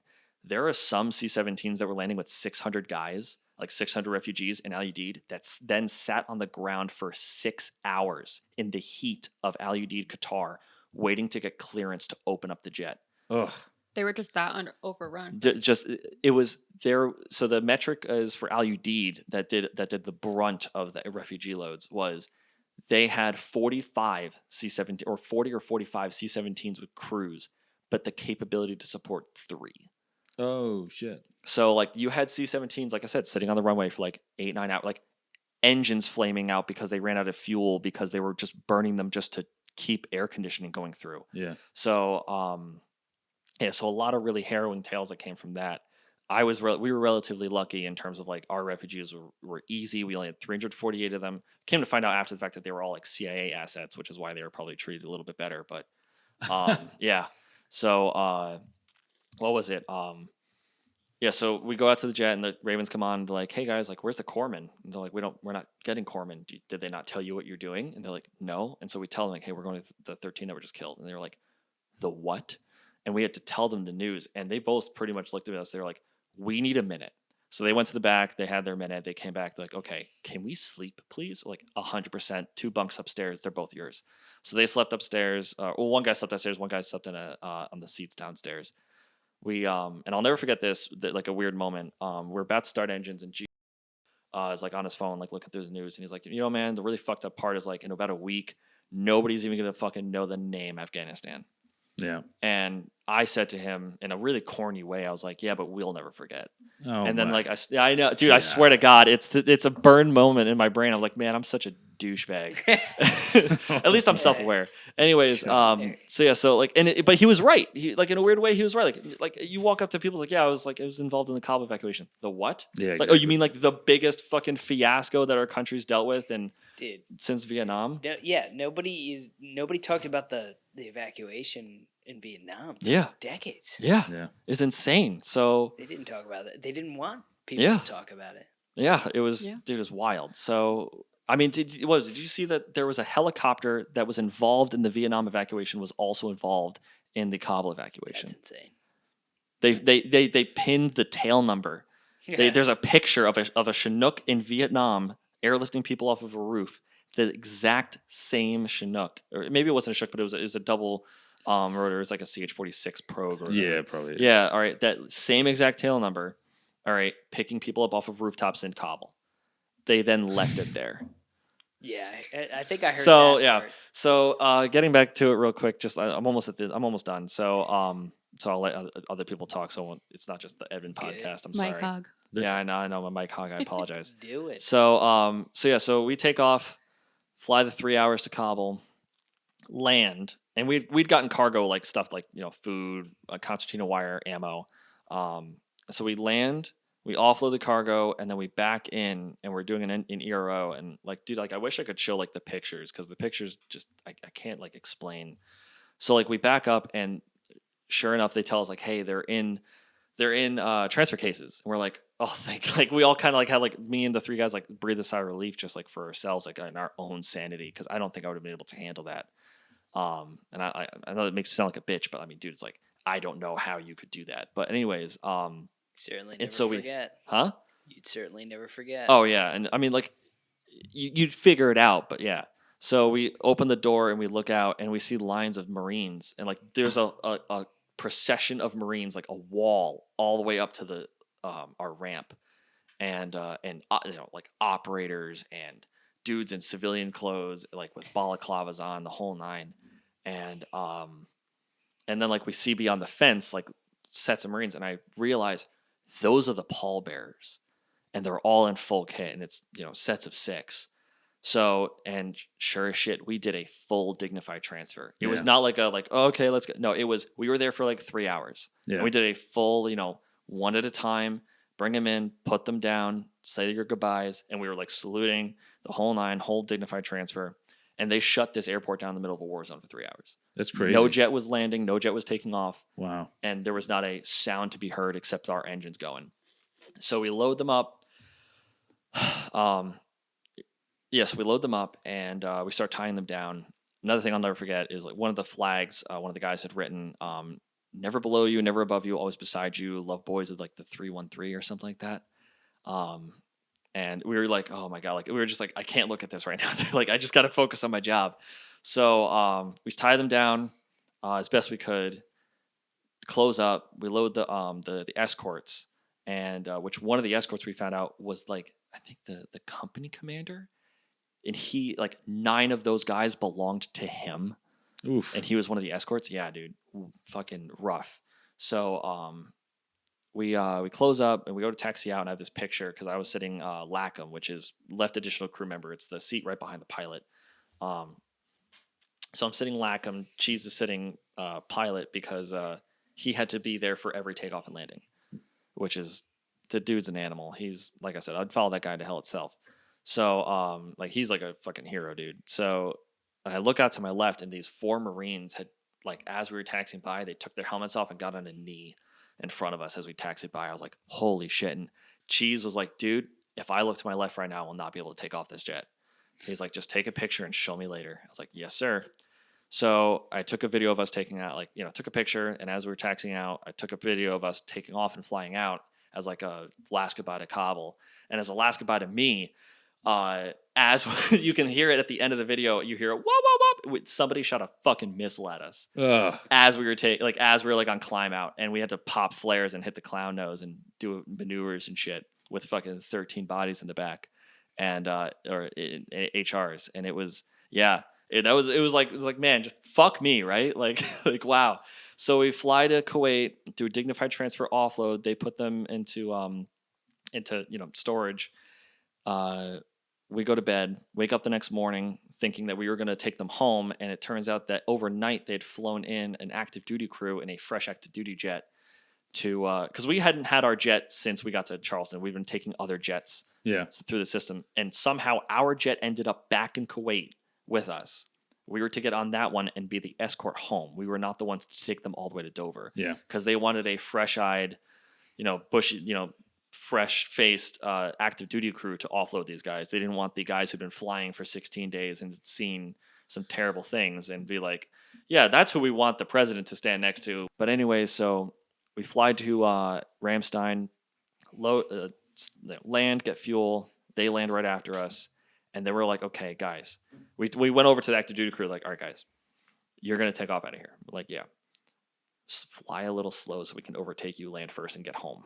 Because if you land first, we're stuck in Dover for another day. And if I have to spend another day in this jet, I'm going to kill myself. So they're like, okay. And Becca straight up, she was like, I remember she called me. She was like, I will drive to Dover and get you. Like, I do not care. So I was over it at that point. It had been a lot. It had been a lot. So and just a lot of uncertainty and like trying at home, trying to pretend that nothing was going on and not having any answers and having to get up and go to work and get my job done and exist really sucked. Yeah. So we took off out of there, overtook them, landed in Dover, offloaded the dudes that we had because we took some dudes out of Ramstein home. And flew home. And at the end of it, it was like 16 days, 184 hours of flying. That's just in the air, 184 hours. A Chinook, 26 door kickers, 384 refugees, and 13 HRs with 3 runs into Kabul. It was a good time, man. And out of that, my whole crew, we got medals and stuff, I guess. The Cheese, the most deserving one, he got the DFC with Valor, which is like one of 46. What's the DFC? So the DFC is Distinguished Flying Cross. It's like the 5th or 6th highest medal that you can get. Okay. It's the highest medal that you can get as an aviator without getting like the Medal of Honor. So he got the DFC, but with Valor, and he's one of 46 people ever to get it. Coincidentally, his dad has one. Oh, His dad was an F-16 pilot in the Gulf War. shit. Yeah, and his dad has the DFC with Valor too. So the rest of us, we didn't qualify for the DFC. So we got air medals, which is like one step below, but we got an air medal with Valor. So it's like a very specific and unique case. But yeah, so they had a whole procedure for that, but basically pretty much after I got home, like I said, they said like, hey guys, sorry, we ran out of money because the war is over and we can't afford to keep you anymore. So go find a civilian job. We're like, okay. So we struggled for a little bit, and then just graciously, one of my friends who works at IBM got me a job at IBM, and they're like, hey, so you're a veteran, right? I'm like, yeah. And they're like, okay, cool. And then the award ceremony came up, and I was asked to invite people from IBM. And so I was like, okay, my manager couldn't come, but my second line manager could. Yeah. Who was like the next highest guy. Shout out to Chief. He's a great guy. And then my engineer, Heather, who's a best friend from high school, and she got me the job. She was also able to come. And they had kind of had an idea that I was in the military, but they had no idea like what I'd done. So pretty much they came to this award ceremony. We had a whole award ceremony, whole 9 yards. It was really cool. They told the whole story too. They told the whole story, whatever. And at the end of it, like Chief, he was kind of sitting there. He was like, who the hell did we just hire? He was like, I'm shaking hands with senators right now because of this kid. Like, what is good? So he told IBM when he got back, and they're like, you need to keep this kid for as long as possible. He's a very good guy. I was like, okay, cool. Thanks, Chief. So that's pretty much that story. I'm sorry, I'm a mic hog. I will push it away now so I can stop talking. All hail hero Evan. Don't you dare. All Everybody hail. sits there was like, oh, you're a war hero. I'm like, go fuck yourself. Like the 13 HRs that I brought home were war heroes, dude. Well, Like, what's You can't crazy handle is, it. speaking of 13 HRs, right, is that this is like a weird segue, is that, somebody else that plays at Zulu was on the ground. Yeah. So, Eric, we should have Eric on, actually. several people actually. Bobby.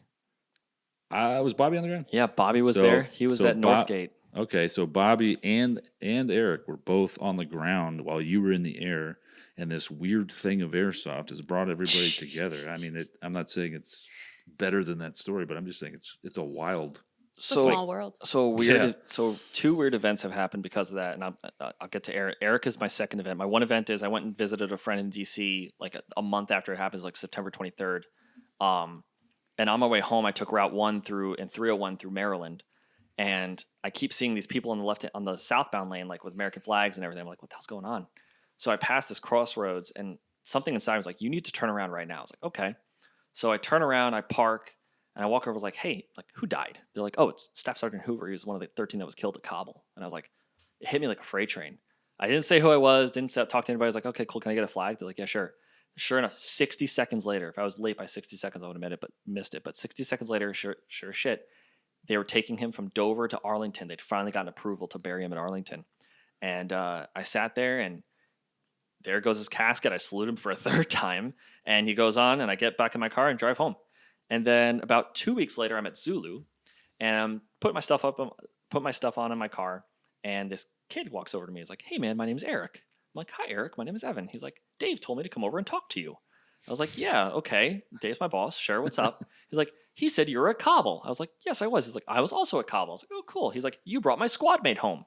I was like, what? He's like, my squad mate was Nicole Gee, Yeah. who's one of the 13 that was killed. And I literally collapsed into my car. I'm like, what are the fucking odds, man? Yeah, man, small world. Dude, incredibly small world. And Bobby was there. And then at the anniversary, was it last year?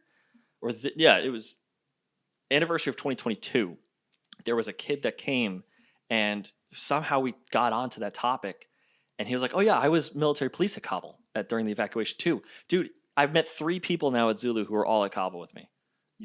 That's insane. We should have all the Kabul boys on. Dude, Holy me and Bobby, cow. yeah, dude, because Eric and Bobby's stories are way more crazy than mine, because they were actually on the ground dealing with the refugees, and those dudes need therapy, man. Like the shit that they saw, like the stories that I've read of like women throwing babies over concertina wire just to get them out of the hands of the Taliban Oh, is God. insane. Yeah, that's terrible. It was a wild time for sure. And even just on the home front, so I was at actually a different company than I am now. And I actually worked with Afghani immigrants who are, U.S. citizens now, and they escaped when the Taliban took over the first time. Yeah. And one of my coworkers at the time, her aunt went over to help her brother. His wife had passed, and she was helping him get back up on his own 2 feet and take care of the babies and everything. And she was trapped over there. And so my coworker and I, who literally our desks were directly next to each other, like we were just operating as best as we could, not knowing what was happening to our Yeah. loved ones or anything. And my boss was amazing to me at the time. Miriam, she was great. She took me aside one day. I had brought an issue to her, and basically I just put it on her desk and walked away. Because if I opened my mouth, I was not going to be okay. It was the day that the people were falling off of the C-17s on the news. And I had no contact with Evan before that. I didn't know if that was his jet. Yeah. I didn't know if that's what he was dealing with, or if that's what was happening on the news, how bad it really was. I actually ended up going, I saw it on the news on my way to work in a deli getting breakfast, and I sat in my truck for a good 20 minutes just rewatching the clip to try to get a glimpse of the tail to see if it was a Stewart jet, and it wasn't. So that mostly calmed me down a little bit. And so my boss took me aside, and she was like, "What's wrong?" I was like, "I don't know what's going on. All I know is he's over there somewhere. I don't know what's happening, and I'm just doing the best that I can." And she was like, "Okay, whatever you need to do, you do that." She was very understanding, and my coworker, her aunt, got out as well. Oh, good. Yeah, so it was a scary time, even just at home. And like with his job, that's not really something that I have to deal with often, not knowing where he is or what's going on or anything like that. Yeah. And 9 times out of 10, it's a selfie of me drinking a Mai Tai on the beach. You're like, Yeah. fuck you. Like bragging that he's, like in Hawaii or at the top of the world in a bar, that's Greenland's a good time. Greenland's a really good time. Get some highs, you get some lows. Yeah. Yeah, huh? buddy. It So- usually evens out. But it was a crazy time for sure. Yeah. Well, on that note, let's take a quick break. After that, we'll get into you and your nails and such. Oh, that would be a great time. Yeah. Please. All right. A little happier. Yeah, right. And we are back after a short break, and after the heroic tales of Evan and his heroic deeds, Yeah, my escapades. his escapades, and his mic hogging. But Yeah. but in all reality, man, you're a hero, and you should be proud of what you did. Thanks. I appreciate it. Real quick plug for Black Rifle Coffee. I did get featured, or me and my whole crew got featured in Coffee or Die magazine. You can look it up. It was like Escape from Kabul, like the C-17 crew that kicked off the Kabul airlift or something like that. Yeah, it's pretty neat. Shout Good out to Black Rifle Coffee Company. I've been drinking you guys for years, and I love it. So thanks, appreciate it. Good stuff. Good stuff. He's And, more famous. He's more famous than me. Oh, shut up. I mean, it's good. It's because putting this stuff down on almost a literal record. It's it's good. It's good for everybody. It is sweet, because I mean, even with your story and your story, that's something your kids one day can literally just Google or look up or blink with their right eye, because we all have implants or something, and they can look up and be like, "That's what Dad and Mom were like when they were cool." Like, oh, I mean, I didn't do anything. I was just sitting waiting well, to hear what was happening. Being a That was all. dependa, but, you know. oh, Absolutely not. I have my own job and my own life. Thank you. And I Oh, wait, who makes more money? I can't remember. right now, him again. I do. For now. Got The it. patriarchy strikes again. I don't know. Somebody's got a chemistry degree and somebody just, Lucked out. Ties Yeah. down. Lucked out has Wait, has wait. has an engineering experience. Oh wow, almost like experiences with more than a piece of paper. That's a soapbox of mine. I think Yep. that we have a huge education inflation in this country. No, but I'm yeah, not that's getting a into it. societal problem. I'm not going to get I'm into not it. I mean, I into don't disagree with you on that. I just more jealous than anything because Can I you just work. cover your ears for 2 seconds? She's 1000% smarter than me. Don't ever let like me. I'm an idiot. I'm a.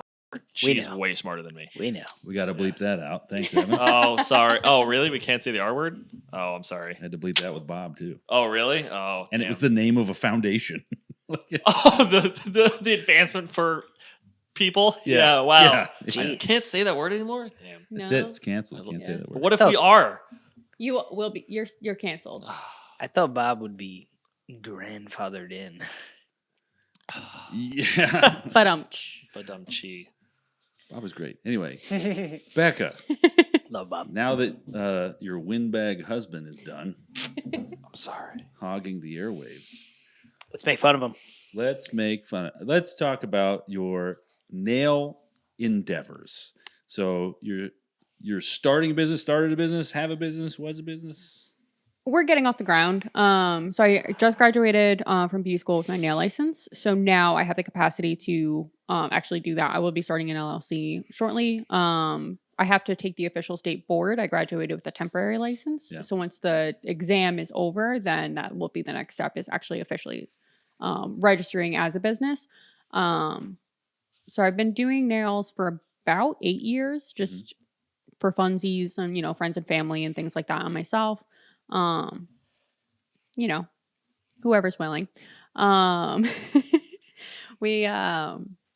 really was just tired of the treatment that you get in the salon. I know you guys probably don't have much experience with this, but your wives, girlfriends at home, a lot of times salons are not following the laws in terms of sanitation. Yeah. And it's really gross. And there's just not enough manpower to regulate all of that. Mhm. And then also they just they manhandle you. Like they will tear you up and they do not care at a lot of salons that I've been to. And I was just tired. I was like, this is supposed to be a luxury service. I'm supposed to enjoy this. It's supposed to be relaxing and me time. And you're wincing because they're literally cutting you and it hurts. And I was like, there's gotta be a better way. Yeah. So I decided to do it myself. What are you calling it? So my name is Dragon Claws. So Wait, what? Dragon Claws Your name is Dragon Claws. for my business, yes. Oh, I thought That's it her was fursona. I thought it was, I was gonna say, but that was like her Absolutely not. The That would be business scary, name. actually. The business name is Dragon Claws. Yeah, the business Okay. name is Dragon Claws with a Z. So I specialize in all things glittery and also nerdy stuff. And so I was sitting there trying to come up with a name, and most fandoms, I was like, what is kind of universal across the board that would make sense to every fandom? And pretty much everybody has a dragon and knows what a dragon is. And it also kind of relates to the glitter portion of it because dragons are hoarders of shiny things. And I am also a hoarder of shiny things. If you've seen my guest room, you would know it is airsoft and nail polish and glitter. It's a weird combo. It's a real dichotomy. So I enjoy, I want to make available to the market things that you can't get at a traditional walk-in salon in terms of art as well as in terms of service. So yeah, that's kind of. And so, what are you doing here in the near future? So we've talked about the fact that I'm going to be traveling and stuff like that. I've decided that as a ref, at the field, I've noticed a lot of times, especially at events or when there's birthday parties and things like that, there's a lot of times where wives, moms, girlfriends are either bringing guys to the field, dropping them off, sitting there waiting for them, and they've really got nothing to do. So actually, our next op, I'm going to be setting up shop and offering manicures if anybody is there and bored. If you want to bring along your wives, moms, girlfriends, whoever, your sister, doesn't matter. Or the players themselves can get them. You're more than welcome to. If you'd like a manicure, I can do camouflage. I've done it before. And, just have a good time set up, if anybody's there and bored and wants a little pamper. And what's the average cost of for instance, Katrina wants to come while we're doing our thing. What's the average cost for her to sit down and get a? So it's entirely dependent on what you get. So like a basic gel polish manicure is like $30. Art would go up from there. I also do dip powder, which is very popular. It adds a little bit of strength to your nails. That would be $40. And then artwork is totally dependent. I can do full sets at events and things like that. It can be hard just because of time constraints and things like that. But if you do want a full set, I do gel as well, and that would be starting at $70 for like extensions of your nails.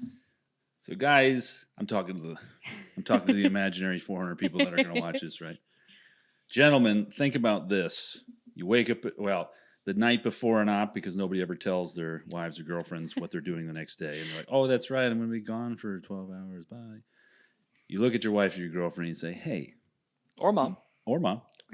I did something for you. Yes, I'm going to play Airsoft, but you're coming along. And they're going to be like, what? I don't even know why. You never tell me anything. You're like, Then you do this, shh. You're like, I got something for you too. Go get your nails did. And then, boom, you're instantly out of hot water. You go play Airsoft. She gets her nails did, loves you for the rest of your life. Bob's your uncle. Happily ever after. Absolutely. Exactly. We also It's a have win-win. good snacks. Barbara will have great snacks. That's we have right. hang out, have a good time. Get your nails done. That's right. Get your nails Absolutely. did. Get your nails did. We just need a hair salon next. And then it's like Oh, boy. one-stop shop. Yeah. Call Aurora. Yeah, that's right. I'll build as many of those little cubicles as possible. We'll get the Zulu trailer park going, man. Actually, that is my plan. Going forward, I'm making moves to getting an actual cargo trailer, and I'm going to be converting it into a nail salon on wheels. There's got to be like a clever pun with words like the ambulance, but you work in the word nail or something like. I don't know. My brain's not. My The brain's nail fried. ambulance. Well, like the Brr. manicure. Like if you buy. Oh, Dave, why, you Like- always have gold, I'm dude. telling you, I'm just so great. I can't help it. So the salon is, or like the unit itself, actually, I was planning on calling the Dragon's Hoard because it'll be where I'm hoarding all of my shiny things. I feel like you can do better with that. All right, well, I feel help like me you out do then. better with that. Help me Such a Dragons. weeb. You see my shirt? It's my little logo It's all guy. right. He's Yeah. a little dragon. Got a little nail Dragons polish are on him. they cross cultures. They do. do. Literally every They do. every single Every culture has culture's a got dragon. a dragon. Absolutely. So they've got That's claws. some good marketing advice. But if you think of pretty much every single fandom has a dragon. Some Yeah, sort. I mean Yeah, it's yeah. ubiquitous across the board. I Yeah. mean everything, every culture has a dragon. So So Beck, you do collabs all the time with different nerdy fandoms. Yeah. So there's a lot of art collabs that you can participate in online, in different nail blogs and things like that. And I've done anime ones.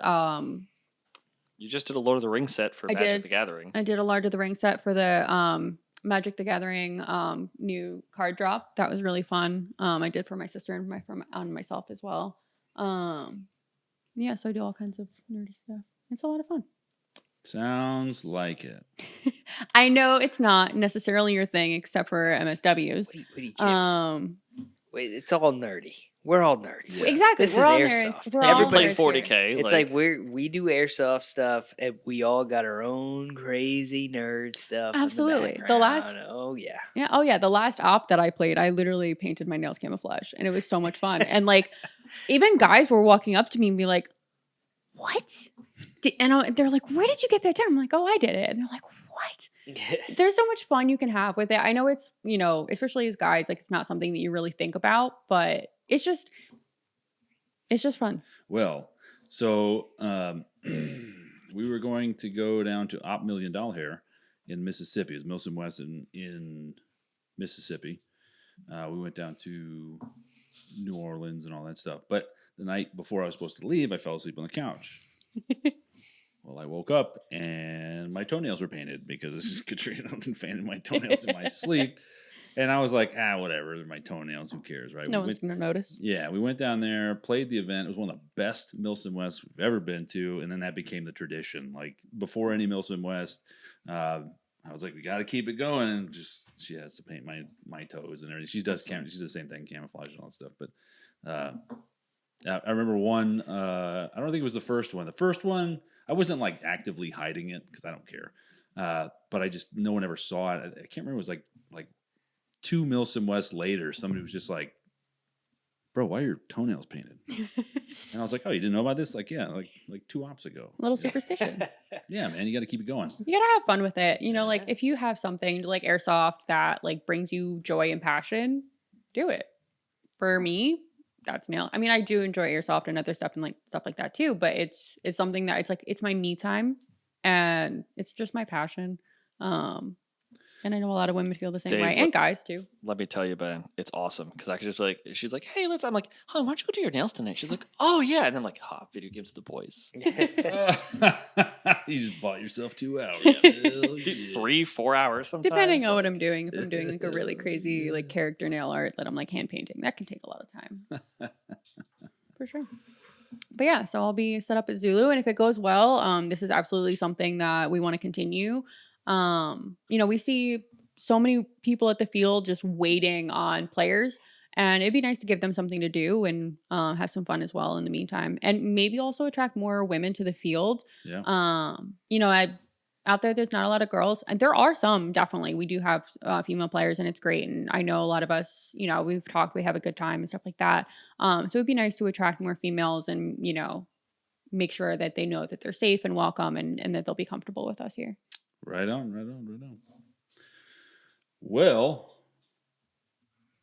where can we get a hold of you at your new business? So right now I have an Instagram. It's Dragon Claws on Instagram with a Z, dragon_claws.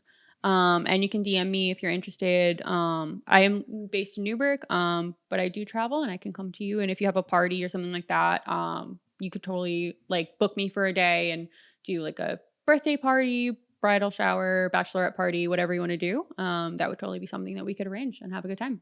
Do you have a phone number set up, or everything goes through the? Right now, everything's through the Instagram page. Yeah. Just DMs. Yeah, just DMs for now. DMs. You're gonna have people slide into your wife's DMs, dude. Whatever. Mine are dry as a bone, just full of the boys. I know who my competition is. She does. If we're out to dinner, she's like, Evan, I swear to God, if you get off that group chat with the boys, I swear to God. I'm like, I will text the other wives and girlfriends to be like, hey, tell your man to leave my man's alone. We are on a date. He's mine.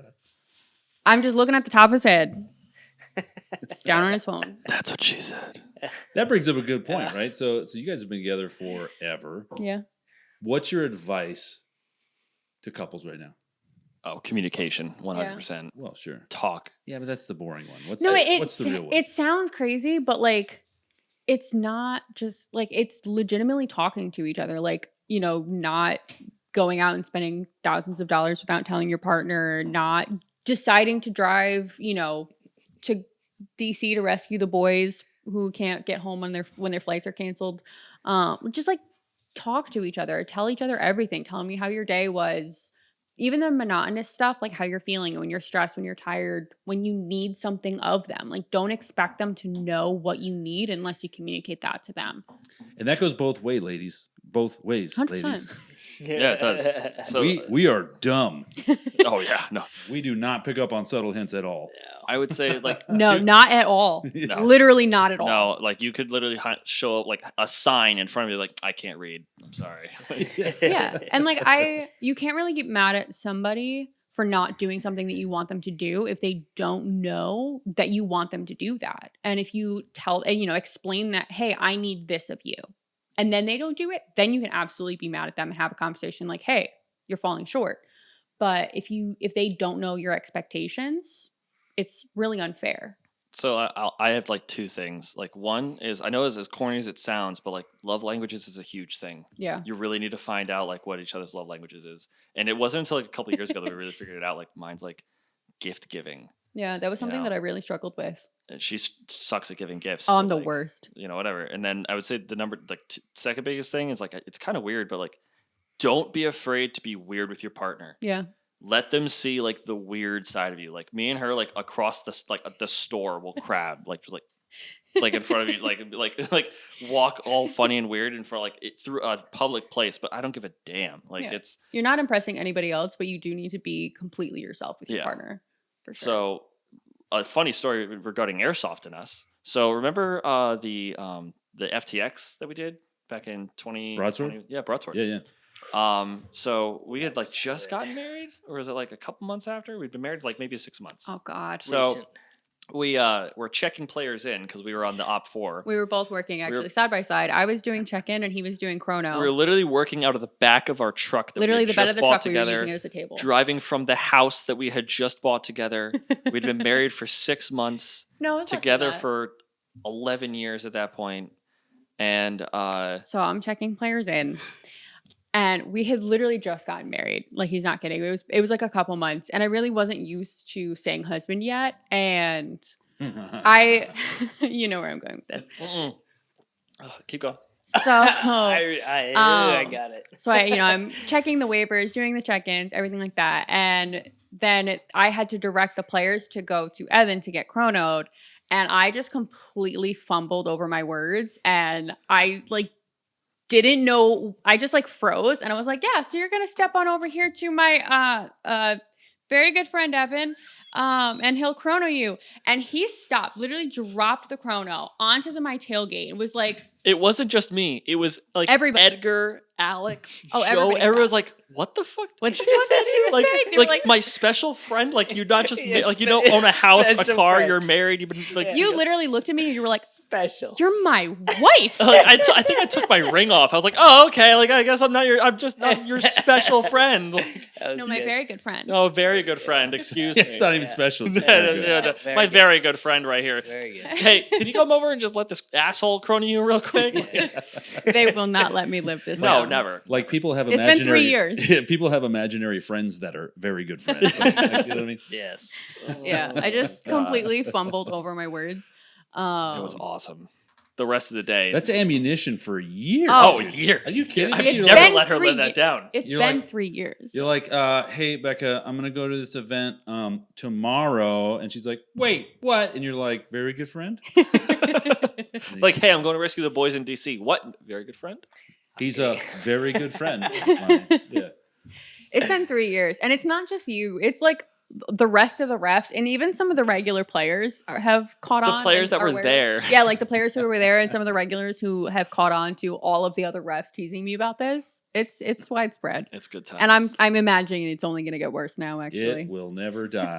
No. Oh, It's good. The 400 people that watch this will also be in on the joke. Yeah. So the next time I do come to the field, I swear probably every player is just gonna walk up to me and be like, "Hey, that's your very good friend." Yeah. Good oh stuff. man. And all the new refs that All the new refs, yeah, they yeah, don't really the know me refs very don't well. know. I've kind of been MIA for the last Well, 'cause couple months with actually, school. like, since we hired the new guys, you were already out. Yeah. So Yeah, I left to get my nail license because Yeah. school was just taking up too much time. Sure. She's a quitter. She's Sorry. our quitters, Yeah. and you're a very good friend. Yep. Mm. So actually, Dave, I have a question for you. Yeah. So what was were you like reticent with hiring us? What does reticent mean? L- I'm dumb. So it's okay. I am too. That was my toilet paper word of the day. No, so like I know. I think I know what You it mean means. but I don't it's, know. like were you apprehensive? Would be like, all right, I hired this guy Evan. He seems to be an okay ref, but his wife is here. Should I hire her too? So I remember this actually. You were. yes, was Mario still there with us? He was No. on his way out when Okay. I came in. So, yes and no, right? So, a couple different reasons. Like a couple females have tried to work for us before in the past, and it just didn't work out. And I don't want to get too much into the backstory. It's not who you're thinking of. This is way before you guys' time, and it complicated things for dumb reasons. It complicated things, and they had complicated lives, and like they were bringing that shit to the field, and it was like bad. So that's what I was worried about primarily. Was like, well, also backstory. I won't say his name. One of the staff working at the time was going through a rough breakup, and so there were times where Is he just, still staff? No. He was screaming into his phone, like walking around the staging area, screaming into his phone. And I was like, hey, person, that's not how it's supposed to be. And also can't have that at my field, right? And everybody has good days and bad. Of course. So when you hire a couple, it's like, is it a good day or a bad day? Like, here we go. And you guys have been great, and we've never had an issue. And actually, your days never really overlapped too much. We did work I think we together worked together, sometimes. like twice. Not all the time, but sometimes. Yeah. Yeah. However, with you behind the register, I did notice a sharp increase in BB sales. Hey. I feel like I'm just a little more friendly to the guys at the register. I'm like, hey guys, how you doing? You know, what's going on today? And you know, in a friendly, pleasant, bubbly voice. And You're also a girl. Dude, the funniest thing. And so when she... Yeah, I'll buy BBs. Yeah. Sure. Yeah. Sure, I'll buy BBs. Yeah. So when she was like checking waivers, it was funny to see the lengths of what how guys would start a conversation with her. And 9 times out of 10 is your nails. Like, oh, you taught me about that actually. Those are cool nails. And it kept just happening and happening. All the time. And I got so excited as somebody who does nails. Like all these guys, like were complimenting my nails. And finally I was like, I said something to Dave and I was like, oh my God, I got like 3 compliments on my nails today. Like that's so fun. That's awesome. The most And I innocent, was pure soul. so excited. And then he informed me that was not necessarily the case. Yeah. That they were checking for a ring. And by telling me that my nails were nice, it made me present my hands so they could see whether or not I had a ring on. And I was so depressed that day. When you ruined that for me, I thought that like I was just doing a great job. Dave, she came home really upset. Like, genuinely. It was hilarious. I was laughing my ass off. Yeah. Oh darn! 6 dudes think I'm cute and they want to fucking talk to me, but they don't know how right. because I'm so much better than them. Oh. Meanwhile, like dudes will remember the one time a girl complimented them from like 9 years ago, and like that's what's kept them going. Yeah. Right. Oh, but no, it's always been good, and like players have always been like good with me and everything like that. Sometimes they might have a difficult time talking to me. My favorite is the grenade spoon. Do you remember that day? Oh, I do. So the night before we were practicing throwing R2Bs through the Connex window, we're walking on the field to play Full Field Conquest, and we are like 25 I was walking right people. behind you. Yeah, there's like 25 people between us and this kid. This kid finds the spoon to the RP or the R2B that we threw the night before. Yeah. Runs past all of them just to her to go, "Excuse me, I think you dropped this." I just turn around and go, "Dude, that's literally garbage. You can throw that out." And he's like, "But I thought I saw her drop it." I'm like, "I threw that last night." She didn't drop that. She didn't drop it. And he was so upset. And I feel bad too. Cause like, you know, like they're genuinely nice guys just trying to say hi. And like, I get it. There's not a lot of girls at the field. You heard it here first. What Becca's trying to say is that when she's at the field, all the guys come up and practice talking to her. No. Shit, charge them $10. You're like, hey, throw your best stuff at me. You know what I mean? Like, you get a little scorecard. You're just like, you need to work on that. Get back in line, another $10. But no, I mean, we're just people too. Like, you know, just because we're female doesn't mean we're not like people. Like, you can come talk to us. It's no big deal. It's like when a girl, like when you join like a multiplayer lobby and like the girl chimes in, it's like, "Hey guys," and you're like, "Shut the fuck up, female!" Like, oh my God! Oh, there's a girl! It is actually kind of sad as a female. Like, with, you know, I play Airsoft and there's a lot of guys typically around. Like, you know, your guy friends will come around and things like that. So I'm used to, you know, a bunch of guys around and it doesn't really impact. You know, like it's normal. And I was actually out with a friend at the bar and this guy had come up to us and she was like, "Oh, hey," actually it was your sister. I was with your sister. And he was like, "Oh, hey, like my buddy is really shy. Like, would you mind talking to him?" And my sister-in-law was like, "Oh, like I'm actually seeing somebody and she's my sister-in-law. But like we could be friends. Like we can still talk and treat you like human beings." And we ended up like hanging out with them for probably like 10, 20 minutes or whatever. And the guy like came out of his shell so much. And he came back up later. He was like, "Thank you for actually treating me like a human and like talking to me." And I was like, "You're good. Like it's no big deal. Like you can talk." Well, it's it's difficult, especially for guys, right? Because stigmas and all this stuff, and you know, girls kind of run that. They have a monopoly on the dating game, right? So it's kind of up to the dudes to like come up and say something witty and funny and break the ice and all this stuff. So it's really difficult to get that started. So it's kind of cool that you guys were human beings about it and not be like you know, Ew, no, I'm married. yeah, like this. Right. Yeah, yeah. See you next Tuesdays that sometimes people can be.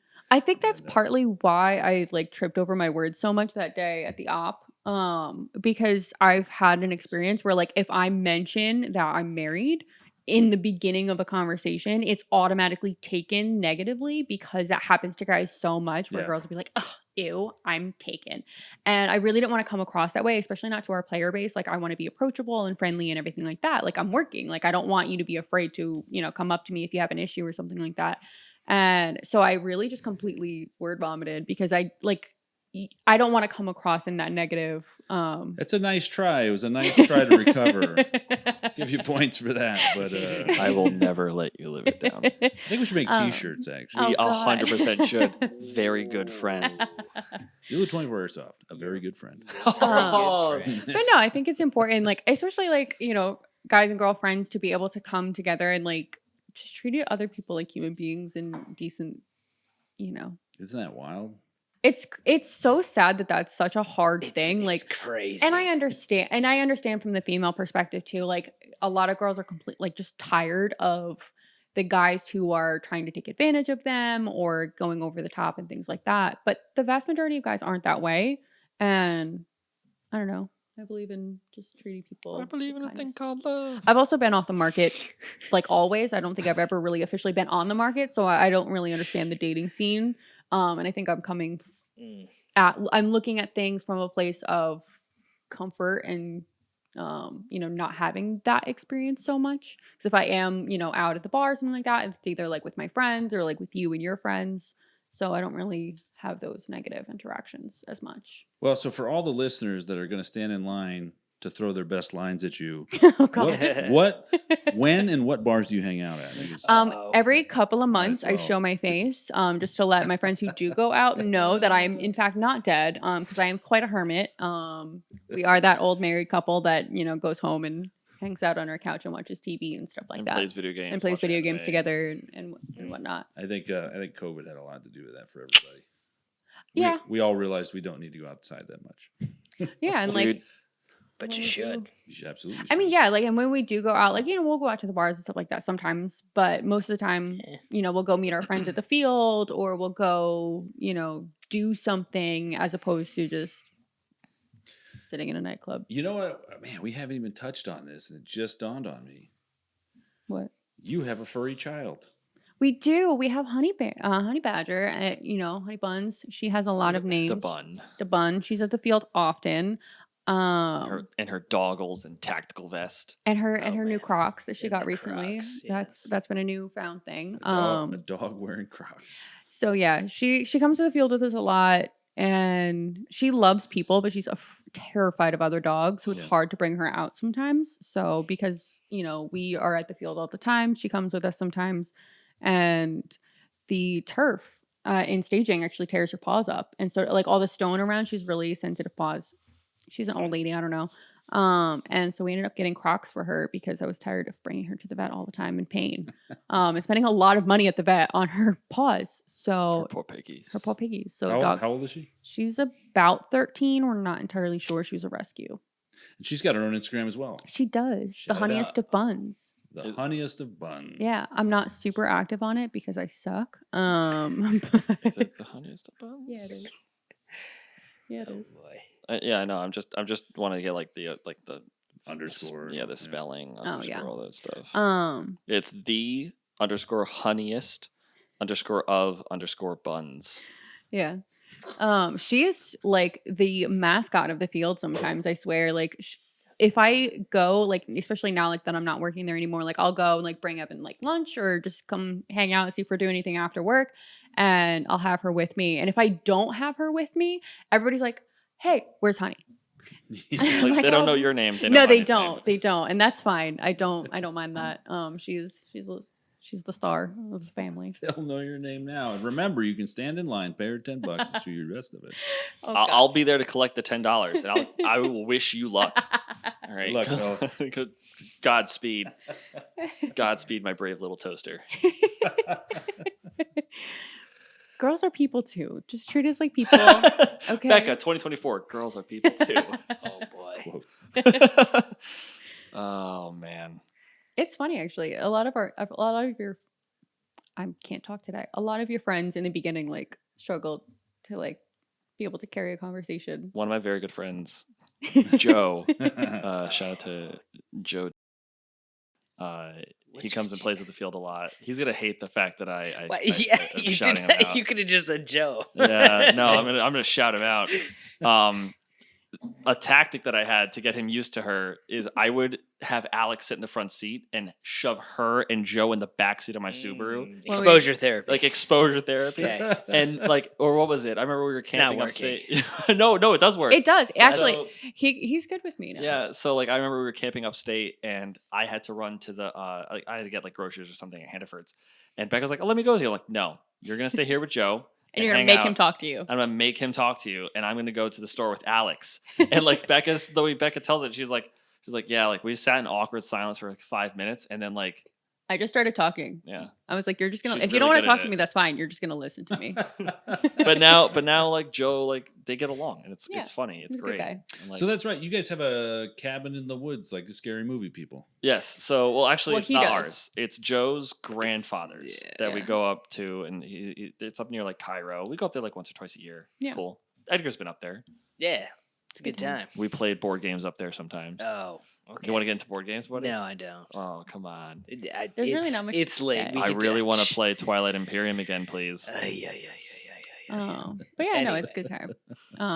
Going back to the main topic here, Oh, boy. you know, guys talking and to girls. There's Okay. a lot of that, right? There's a lot of fear in that. It's like There is. it's a two-way street. Remember that. Yeah, You it know? is. Sometimes A lot of girls- guys take that all on their own, right? They're just like, "Oh shit, what do I do? I can't say yeah. I don't want to embarrass myself." It's like Treat them like a person and just have a conversation. just talk, Just talk. just talk. No, but the internet has taught us that we have to come up with a single witty comment. The internet Pick is up the lines. death of society. I mean, I can't really speak to that because I've never Yeah, done you're like, online You were like dating. in quarantine for all your dating life. It was like Evan was like, "No, none shall pass." Yeah. Well, no, because what was it? She went to a totally different school, so there's totally guys hitting on you all the time. No. Yes, And she just doesn't Joe? realize it.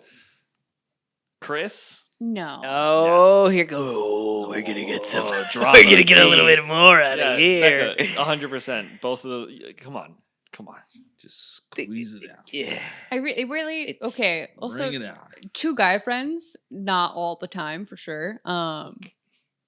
Listen, don't even start with me. Yeah. Let me tell you a little secret, right? Something I've learned on my 39 years of this earth, right? You're old. I am. Oh my god. I am. Yeah.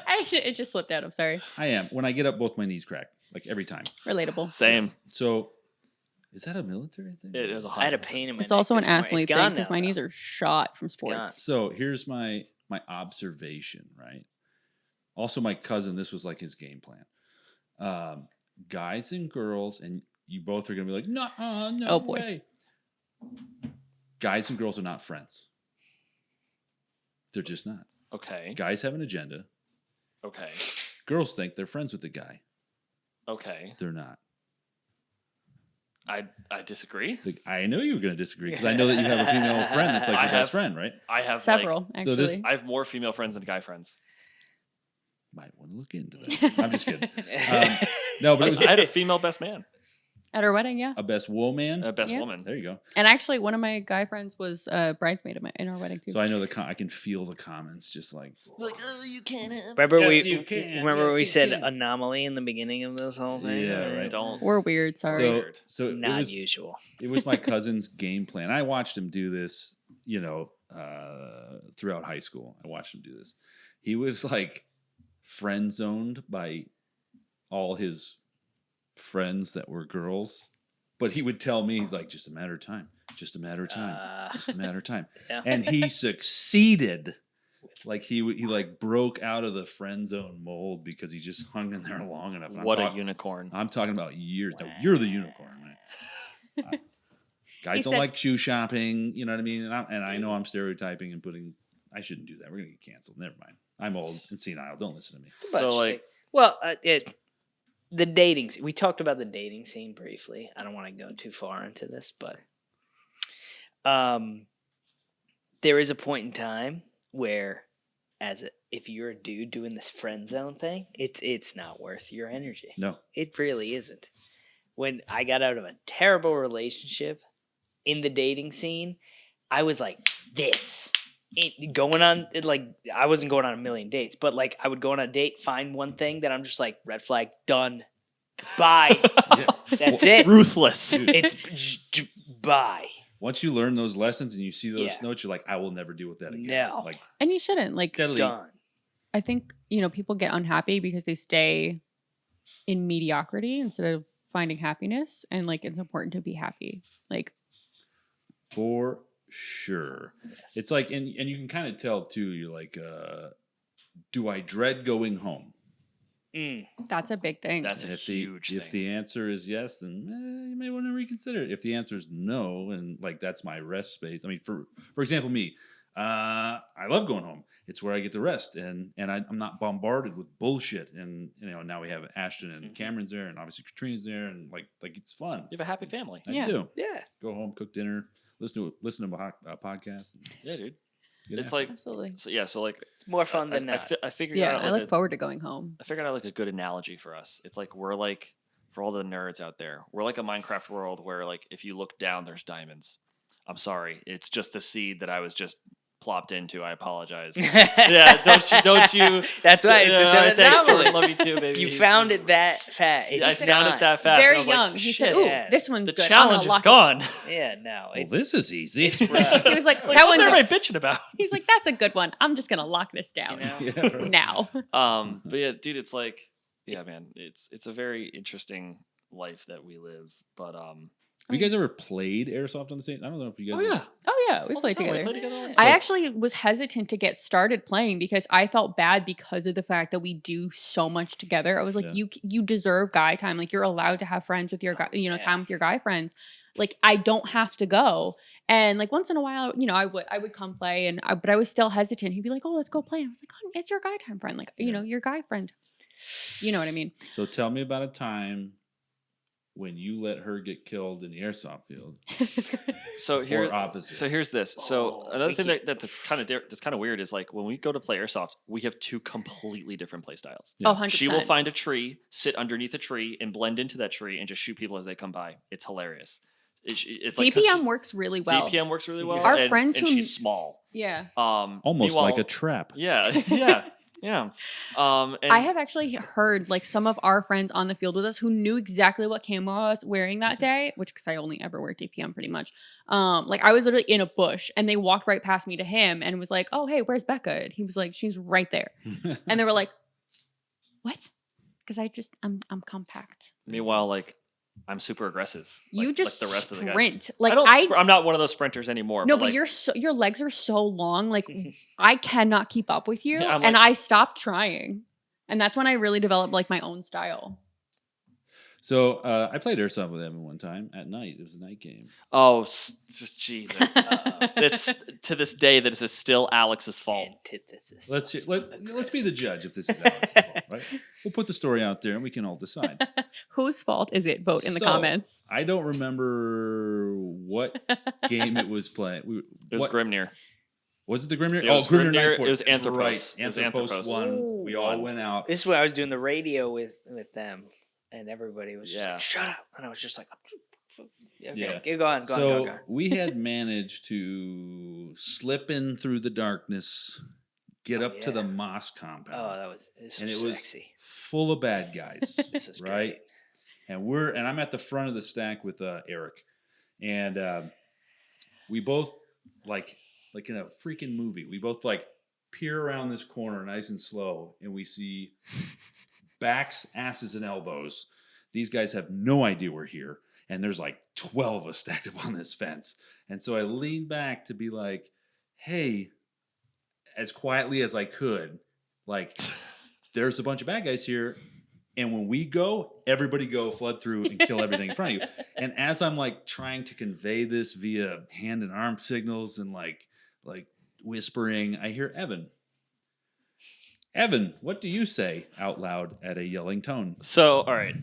So, I'm at the back of this stack with Alex, and I see Alex turn and see like the light because Grimnir has like these light up respawn points. And it's our color. He didn't play during the day. I think he worked during the day. I played during the day, and I knew like it was flipped to our color.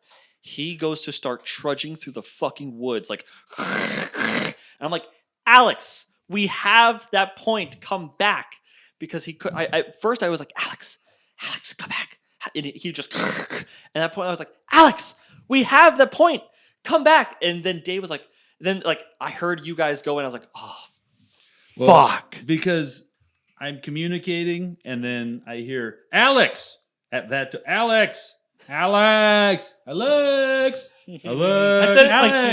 said it like twice. Alex. Maybe he can't hear me. Let me yell louder. Alex. I said it twice, dude. So when I hear that, my blood boils, and then Vandervars looks at me, and we're both like, "Do it, gotta go." So we just go around the corner, and we killed a couple guys, but like they were turning around as we were coming around the corner, so the surprise was lost, and I think we all died actually. I think no, we killed them all, and then we went through there, killed every single one, got to Fuel Depot. Oh, that's right. I was like, man, that was fucking awesome. And Dave, I think that was the angriest I've ever seen you, ever.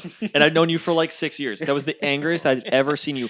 You almost grabbed me by the scruff of my neck, and you're like, if you don't shut the fuck up next time, Yeah. I swear to God, Evan, I will kill you myself. I was like, and then Alex, being the asshole that he is, because he likes to get in on like weird, like if he sees somebody being bullied, he's like, oh, I got to get in on this. I have to get in on it. It's his like weird thing.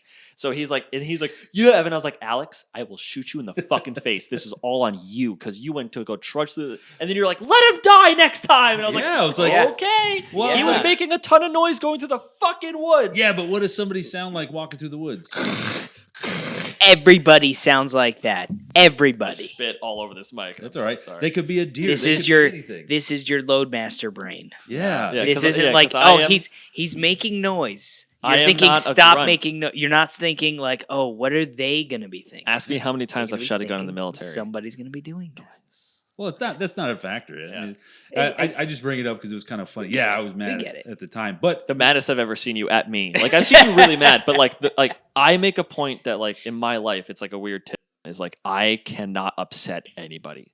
I cannot ruin any friend You're a because people pleaser. I had no friends growing up, like none, and I was bullied constantly until like I got to like But you 10th did. grade. But you did upset somebody. Yeah, I know. See, that's the thing. But you It's did. like, dude, I thought about that for a week afterwards, dude. Why? No, dude, You know- that's like the thing is like I was terrified of upsetting people at a certain point of my life. You Yeah. know what I learned? what? Shut the fuck up. Yeah. Just don't do shit. No, see, now I no, dude. Like I don't know what shut the fuck up is. I have. dude, to. I was like, I could not.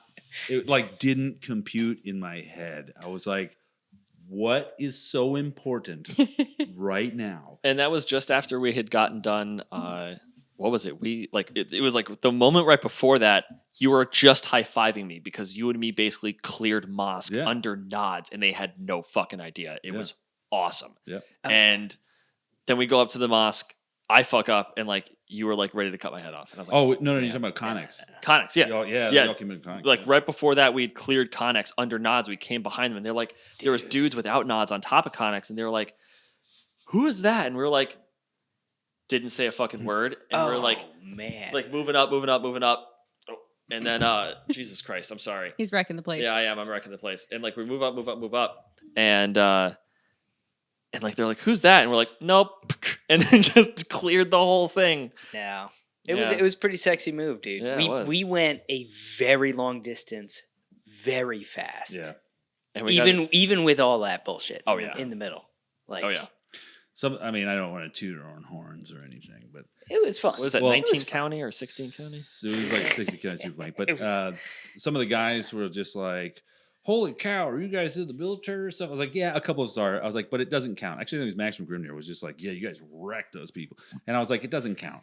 We have all of us have night vision. B, all of us use our night vision fairly frequently, so we're pretty competent in terms of like traversing. C, we have like cheating levels of map knowledge. Yeah. Yeah. Like Yeah. we know where the sticks are. You know what I mean? So Uh-huh. like we've played. It's not fair. No, it's not. I mean, It'd be like going through a kill house multiple times and then being like, hey, they invaded the kill house. yeah, exactly. It's like, oh, I know exactly where every single person is. And they only stand in corners. Yeah. You know? It's Even like- the objectives too, like, you know, if there's players who aren't as used to the field or who have even never been to the field, like you tell them where their respawn is and they have no idea where that is. Where's Dirty Mike Shack? Yeah, like, you know, we have so many, you know, names for things and we don't really have a solid You know map. what would be good for that? A A map. Oh, wait. Right, Jordan? I tried. It didn't work. Really? Yeah, it's a whole long, drawn-out story. We're not doing this on air. F in the chat. F in the chat. We tried. Put down in the comments if you'd like to hear the map story. Mm. It's dumb. You really don't. Yeah. Oh man. Yeah, but so like we made that movement through the woods, right? Under MVGs, not making a bunch of noise, not stepping on sticks, not doing anything. And then we managed to all be alive in a large group. I mean, there had been like 12 of us, right? At least. Oh, yeah, it was like big. It's a Yeah. great shame of mine.